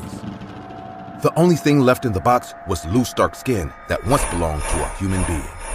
It was perfectly intact, save for the area around its mouth. The skin on the face was twisted into a look of terror made all the more horrible by the empty black pits where the eyes should have been. His cheeks had been split open, starting from the corners of his lips and ending at his earlobes. We found the mummy like this the night after Albert was studying it here alone. I've tried to contact him about it, but he wouldn't pick up his phone. Can you bring him to me so I can talk to him about this? I'd like to hear how it became like this from him, but I don't want to contact the police if I don't have to. Oh, of course. I'm sure he has an explanation for this. He can just be a little shy around people is all. I led Professor Marshall to our apartment and let him inside. I knew Albert had to be home because his shoes were still next to the door. So I went straight to his room and knocked on the door. Hey, Albert, are you there? Yeah, said his voice from the other side of the door. Professor Marshall's here to talk to you. Something about the project you were working on? I promise, Albert, I won't be mad, the professor assured him. I just want to ask you about what happened. A tense silence fell on the apartment. Professor Marshall and I looked at each other in concern. Before I could say anything to Albert again, an ear-splitting scream caused us both to double over, clutching our ears. It started out sounding like Albert's voice, but grew so shrill and loud that it didn't even sound human anymore. I tried to force the door open, but found the door locked. By the time Professor Marshall and I were able to force the door open by bashing the knob with a fire extinguisher, the screaming had stopped. The curtains of the open window were rustling in the wind when we entered, and laying on the bloodied white bed was Albert's skin. Like the mummy back at the university, his cheeks had been split wide open as if something had forced in or out of him through his mouth.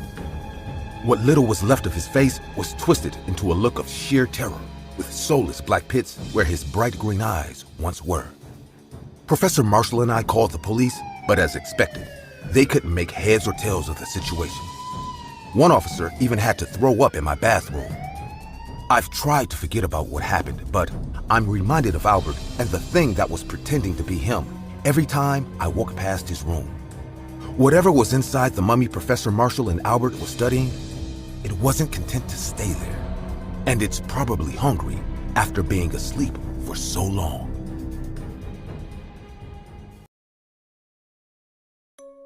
Stereotypically, there aren't many professions that are described as bad. But let's take dentists, for example. They are branded as these evil people, and sometimes the same treatment is given to doctors. But never teachers, as they are normally painted as good and chill people. But my experience with one of them is very far from good. I once had a friend in high school, and his name was Mason Jacob. Mason wasn't a good student, as he always had problems with most of the teachers, as they all believed he was an unteachable brat. He also couldn't focus in class, so his grades were constantly bad, and he would normally hide his report cards from his parents. But even in all this, Mason was a good person, and he was one of my best friends. We met at a pretty young age, as we'd basically known each other since childhood. He was a bit of a troublemaker, and I really didn't mind that, as I thought that gave his personality some spunk. All through our friendship, I noticed that people, be it teachers or friends, always gave up on Mason.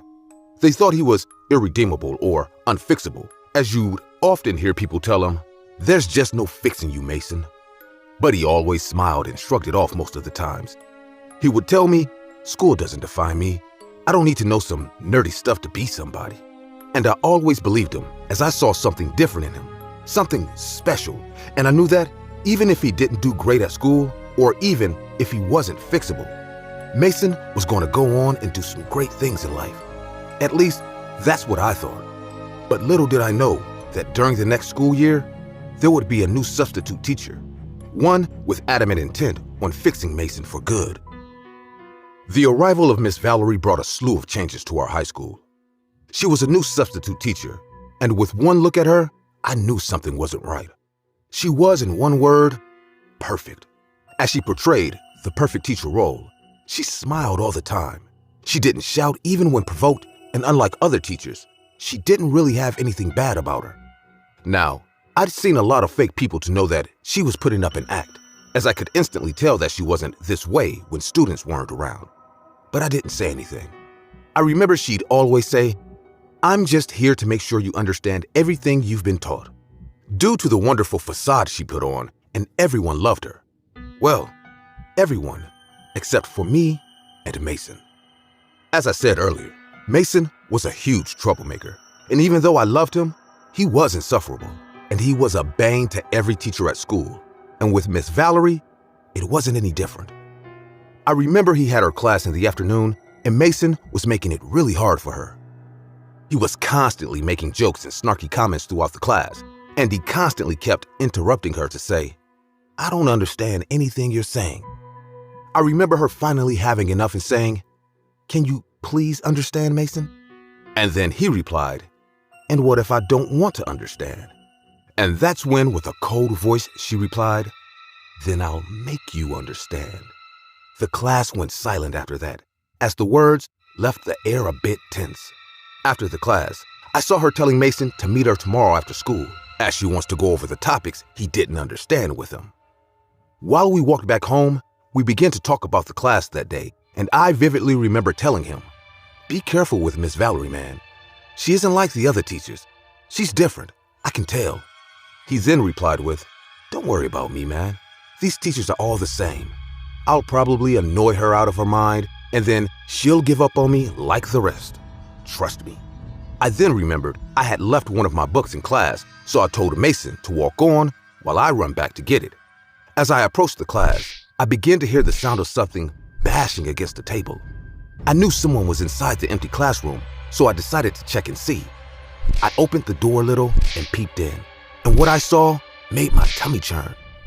It was Miss Valerie, and she was repeatedly bashing her head against the table as she mumbled the words, "They'll understand. They'll all understand." I could see colorful pushpins that were lying on the table sticking out of her face as she continued to bang her head on the table. Her face was a bit bloody as the continuous impact of the pins that were sticking out of her face hitting the table made her bleed. The sight made me want to throw up. I immediately ran back outside to tell Mason, but he wasn't there. I walked home that day with nothing but that horrific sight on my mind. I was completely zoned out the next day during classes. I tried to speak to Mason about what I saw, but he thought I was just being overprotective. "Stop making up stuff, man. I'll be fine." When school was over, I saw Mason go into a class with Miss Valerie. I knew he told me not to be worried, but as the horrible scene from yesterday flooded into my mind, I knew I had to make sure nothing happened, and I decided to wait for him. I waited outside on the school grounds. The after-school class was meant to be for 30 minutes, so when it'd been an hour, I knew something was up. I decided to go inside and check. This time, I didn't peek as I rushed in to see if he was okay. And just like the day before, another horrific scene played out before me. But this time, it was much more worse. I saw Mason's deformed corpse propped up beside a table. His skull was broken open, and I saw a bloody Miss Valerie fiddling around in his head as she was shoving what seemed to be pieces of paper into his open head while saying, "You understand, don't you? You understand, don't you?" As she spoke to his bloody corpse, I looked to her left and I saw that there was a bloody bat lying on the floor. I could see blood splattered everywhere as it made the classroom look like a butcher's house. The scene made my tummy churn, and after taking it all in, that's when I began to scream. She quickly noticed me as she hadn't seen me standing there before. She then looked at me and said, "Oh, hi, Matt. I didn't see you there." As I looked at her, I realized that she spoke like everything was normal and like there wasn't a bloody corpse beside her. She continued with, "I'm just making sure your friend Mason here gets as much knowledge as possible." With that, she gestured to Mason's open skull that was now filled with bloody textbook pages. "You understand, don't you?" I began to back away, and that's when she began to scream. "Why don't you understand? Why, I understand." And that's when I replied, "You killed my friend, you sick psycho. I'm calling the cops. That's when I knew I made the wrong decision, as she slowly picked up the bat and said, "Then I'll make sure you understand too." I began to bolt to the door, but before I could reach it, she was already beside me, and with no hesitation, she struck me with a bat. I used my arm to shield my face, and once that bat landed on my arm, I felt my bone break. Ignoring the pain, I tackled her and we began to struggle. She was incredibly strong as she began to overpower me. I didn't want to hit her as I knew I couldn't hit a woman, but I also knew that if I didn't do anything, she was going to kill me the same way she had just killed Mason. I remember kicking her with all my strength, and the kick landed really hard. As I kicked her in the belly, the force of the kick threw her back as she hit her head on a shelf before falling to the floor. I could tell she wasn't moving, and the scene transfixed me for a moment as I thought I killed her. But without thinking, my feet began to run out of the classroom. I ran and I took out my phone to call the cops. They arrived quickly. But by the time we went to the class to see what had happened, all we met there was Mason's corpse in an empty, bloody classroom. A search was carried out on school premises, but Miss Valerie wasn't found. The cops then decided to check the school's surrounding premises. As I was being taken care of by the paramedics, all I could see was Mason's bloody corpse in my head as I began to cry. I told myself that even if Mason was a really mean and insufferable kid, he didn't deserve to die. I had to wear a cast for 2 months after that, as my arm was broken. The cops told the school Miss Valerie still couldn't be found, and the school was closed down for a while after that. I had to go to therapy because of the trauma, and I also had to transfer schools. I still remember Mason every single day. And I guess, due to that memory, my relationship with teachers became really strained. Regardless, in the end, I realized that there aren't any bad professions in the world. There are just really bad people.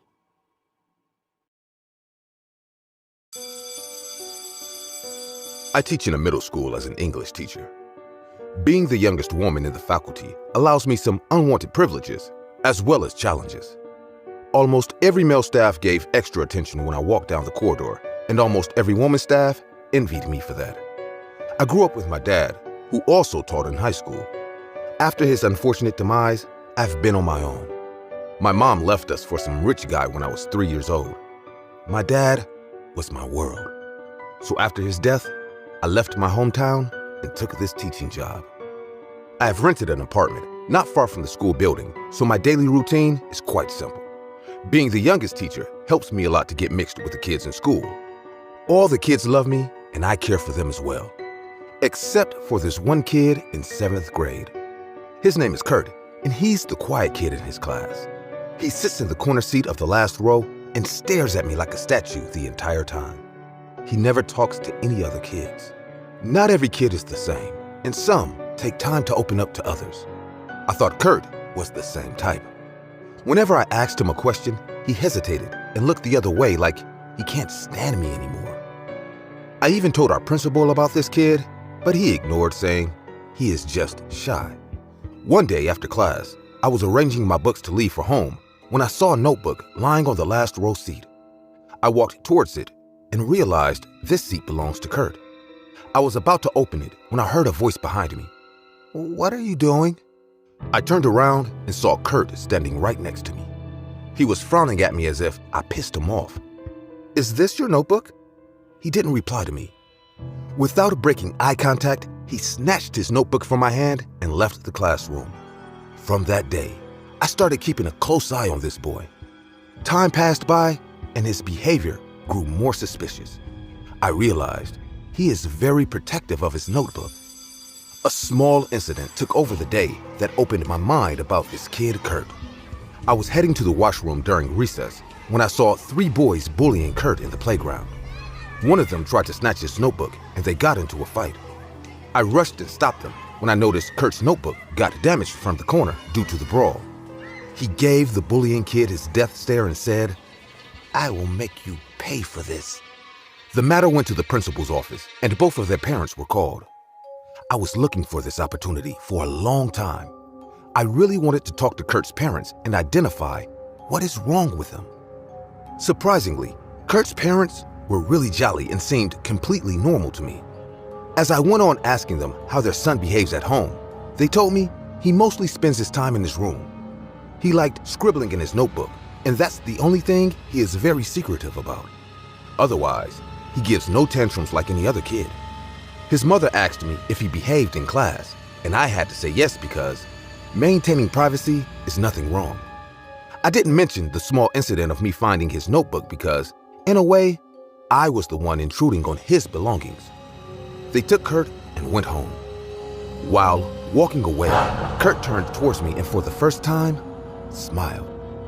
But his smile was nothing like an 11-year-old. The next day, I gave the kids an assignment.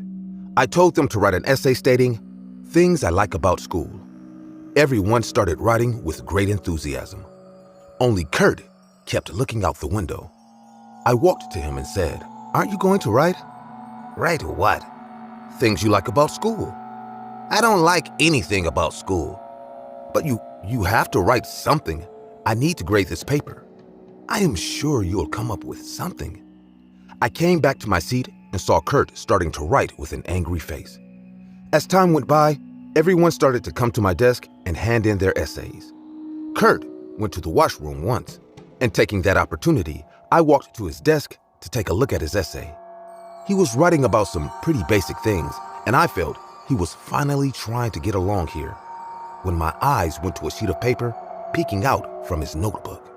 The paper had my name as the title, which shocked me. So without saying anything, I took that paper out and found it was actually a bunch of paper stapled together like a thin magazine. By the time Kurt came back, I was back in my seat. The class got over and they left for home. Kurt failed to notice that I took something that belonged to him. I stayed back to read that mysterious collection of papers I got from his notebook. As soon as I made sure all the kids were gone, I took out the stapled papers. The first page was more like a cover. It was titled, "My English Teacher." I was completely shocked to find Kurt writing about me. My curiosity peeked in and I turned the cover page. There were a few lines written on the top and pictures were drawn under them. Page 1. "I hate school. The only reason I go to school is to see my English teacher. I like staring at her the entire time she teaches. She talks a lot, which annoys me." Under that, a picture was drawn. Students were sitting in a class and a tiny human figure standing near the board was teaching them. I had no problem realizing that it was me. I felt a bit weird and moved to the next page. Page 2. "Today she asked me a question and made me stand up to answer it. Her face is so ugly that I turned to the other side, but she went on forcing me to answer it. Sometimes I feel like strangling her when she talks too much." Beneath that, my avatar was drawn that he used in the first picture, and ropes were tied to my neck like I was being strangled. A cold shiver ran down my spine as I went on reading this. On the third page, Kurt wrote, "I forgot my notebook on my desk today. As I came back to the class, I saw she was standing near my desk with my notebook in her hand. If I had a knife with me, I would have stabbed her in the back right then." This time, the drawing had me standing facing my back at the classroom door, while Kurt stood near it, holding a sharp knife, posed like he is ready to stab me. My heartbeat got faster. This kid is a psychopath. I got chills to my bones thinking, behind those lonely, innocent eyes, he was planning my murder all this time? I finally arrived at the last page, and I couldn't breathe anymore. My eyes trembled in fear as I saw my avatar laying on the empty classroom floor, submerged in the blood that he painted with crayons. Blood was everywhere, on the walls, on the seats. Kurt's tiny figure stood right next to me, holding a blood-soaked knife. There was a huge grin on his face, like he is finally happy. There were 2 lines written under that drawing. "The day I do this, I'll hate school no more. After her, I will go for those bullies. I'll make everyone hate school." I wiped the drops of sweat from my forehead and got up. I walked to the principal's room, and luckily, he was still there, busy on paperwork. I showed him Kurt's malevolent works, and he called his parents immediately. They were informed about their son's mental state. His mom broke into tears, and his father didn't speak for at least 10 minutes after reading those papers. Meanwhile, Kurt was taken under watch by 2 school securities. After proper consultation, the school decided to send him to a mental facility so that he can be treated before he ends up killing someone in real life. I didn't wait to see all this, and I never confronted that boy even after all this. I shifted to another school in Pasadena, as being in that same environment was too much for me. It has been 7 years since that incident, and based on my calculations, Kurt must have turned 18 this year. I haven't thought about this incident for a while, until this morning. I came to check my mailbox outside and found a postcard. There was no name of the sender. Only one sentence was written on it.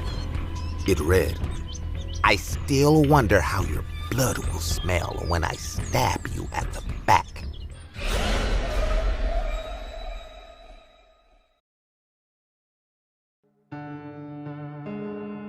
Every year on October 31st, I feel nothing but crippling fear. In truth, I'm not afraid of the supposed ghouls that roam the night. Neither am I afraid of the evil demons that come to take us in the scary tales we tell. There's nothing I fear more than the pitter-patter of little children's feet roaming the street asking for candy. And this gruesome experience will tell you why. This incident happened 3 years ago. I had just bought a newly remodeled house. As I stood in the hallway of my new home, only 2 words ran through my mind. It's beautiful. I had been eyeing the house for a while now and immediately got an opportunity to buy it. I did. The house wasn't only beautiful, it had a reasonable price too, as apparently it had been in a terrible fire, one of which I didn't know the details of. But due to that incident, the house's value was reduced, thus making it cheap, which was one of my incentives to get it in the first place. Buying the house and moving into a new neighborhood was the beginning of a fresh start for me and my 1-year-old daughter, Elizabeth Foster. Being a single mother wasn't easy, but my little baby girl was the light of my life, and I swore to give her the best that I could. The first few months were nothing but perfect. I had completely settled down, and I had made a lot of friends around the neighborhood. After the summer, autumn was fast approaching, and with it, the Halloween season. Decorations began to go up, and I became excited to spend my first Halloween in the new neighborhood. It was on the 31st of October, 2013. The day started out great as people in costumes filled the streets. By the time it was 5:30, I began to hear knocking at the door. I opened up to see the cutest children in costumes, and with a big smile, they said, "Trick or treat." I gladly obliged, and I gave them as much candy as I could. The following hours went the same way as the knocks on the door just kept coming. I didn't complain as the sight warmed my heart, and I began to think how adorable my own daughter would be when she's old enough to dress up and go out for her first trick-or-treating. I stayed up giving out candy till it was really late, and at around 10 p.m., the knocks on the door had stopped. I realized I was out of candy, and I decided to call it a night. So I turned off the lights before going to check on my sleeping daughter in her room. After that, I brushed my teeth and I went to bed. I didn't sleep for long before I was abruptly awoken by loud knocks at the door. I looked at the clock beside my bed and it was 12:01 a.m. Perplexed at who was knocking at this hour, I went down to check. I opened the door to see 2 children. It was dark, so I couldn't make out their faces well. The first child was a boy who I assumed was 9 years old, and he held the hand of the second child, a 5-year-old girl who I assumed was his sister. Before I could say anything, they both said, "Trick or treat," in unison. I was completely baffled to see children out at this time, as it was extremely late, so I blurted out, "Whoa, it's really late, kids. I'm guessing you guys should go home. I'm all out of candy." I couldn't see their faces well, but I could tell that they were angry at the fact that I didn't have any candy to give them. So they frowned their faces and said, "Trick or treat." I could notice the anger in their voice as they said that, and I began to get scared, so I said, "You kids should really go home. It's not safe out here, and it's no time for pranks." Nothing but silence answered me as the children stood there staring at me with a hint of anger in their eyes. I assumed they were still trying to pull a prank, so I bid them goodnight before closing the door. I began to make my way upstairs, thinking about how odd the recent occurrence was, and before I could reach my room, I began to hear noises coming from the kitchen. Thinking they were burglars, I rushed down to see what was going on. I reached there to see the two children I just saw outside inside my kitchen, and one of them now held a lighter in their hand. The smell of gas began to fill the room as I looked to the gas cooker and realized it was on full blast. Before I could utter a single word, I heard the sound of the lighter, and I watched my house go up in flames. Within seconds, the fire had spread everywhere as I was surrounded by flames. I watched in horror as my home began to burn. I looked forward to see the children, who were now engulfed in flames, begin to laugh. I watched as the fire peeled off their skin and the smell of burning flesh began to fill the room. But to my horror, the children who were still completely unfazed continued to laugh as they were burnt alive. The scene was ghastly and it transfixed me for a while. I began to hear little screams from upstairs and I realized my daughter was still in her room. Lizzie! Before rushing upstairs to her room, before I could reach the door, a huge chunk of burning debris fell from the roof and blocked my path. I tried to maneuver the blockade, but there was no way as the entrance was completely blocked. I tried to get back down the stairs to get some help, but the stairway was blocked too as the flames were everywhere and the ceiling had begun to crumble around me. In that moment, I felt nothing but helplessness, hopelessness, and despair as her screams filled the house. Nothing in this world can be compared to what I was feeling as I heard her die and not being able to do anything about it. The pain was unbearable as I was her mother, and in some way, I also felt her die. The smoke began to rise and breathing became extremely hard. I began to choke as I fell to the floor. The world around me began to fade away, and I was beginning to give in. I felt arms grab a hold of me and pick me up from the floor. The following seconds were a blur. But before I knew it, I was out of the house and surrounded by firefighters. I began to scream. My daughter is still inside! Help her! They began to rush back in, but the house began to collapse on itself, and I knew that it was hopeless. As I watched the house crumble with my daughter in it, I felt a piece of me die, and I couldn't do anything but cry my heart out. After a while, my grief began to turn into anger as I cursed the children who did it. I decided to call the cops, as with my daughter gone, the only thing I could get now was justice. They escorted me to the police station, and I gave them my statement. They looked at me like I was crazy when I explained to them that the children were laughing as they burnt alive. But I stuck to my story as I knew what I saw. The cops checked the house, and they said they only found the corpse of my 1-year-old daughter, and no other bodies were found. Knowing that they escaped made me more angry, so I demanded that they were found and brought to justice. I was then told to describe the children to the police sketch artist. I tried my best to tell them every detail I could remember, as I didn't see the children well. It took about 3 hours for the sketches to be finished. When it was done, all the cops looked baffled as they saw the final sketch. I was confused as they all began to look at me like I was mad. The elderly cop then asked me, "Are you sure these are the children you saw?"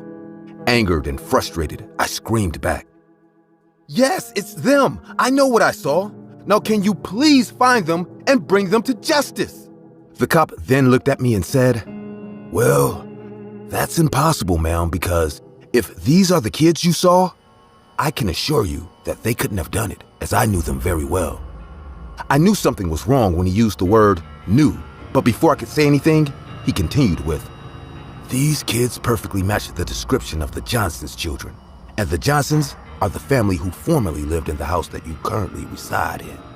I can assure you that it is completely impossible that these kids were responsible for the fire, as the family had all horrifically died in a similar house fire 5 years ago." Completely baffled and with nothing to say, I stood up and left the station. While I knew it defied all logic that dead children were responsible for the arson, a part of me believed it, as the odd things I saw that night began to make sense to me. After burying my daughter, I left town to move back in with my mother. Most days, I tell myself that it's too bad there's no justice system for the restless spirits that roam the world, as there was nothing I could do to find solace. Sometimes, I find myself thinking back to that day and wishing I had given them some candy, as I knew that if I did, they would have left me and my daughter alone. I hope my story is a lesson to all of you, as I urge you to fill your house this October with candy and treats to give, as it's better to give a treat than to experience the gruesome trick.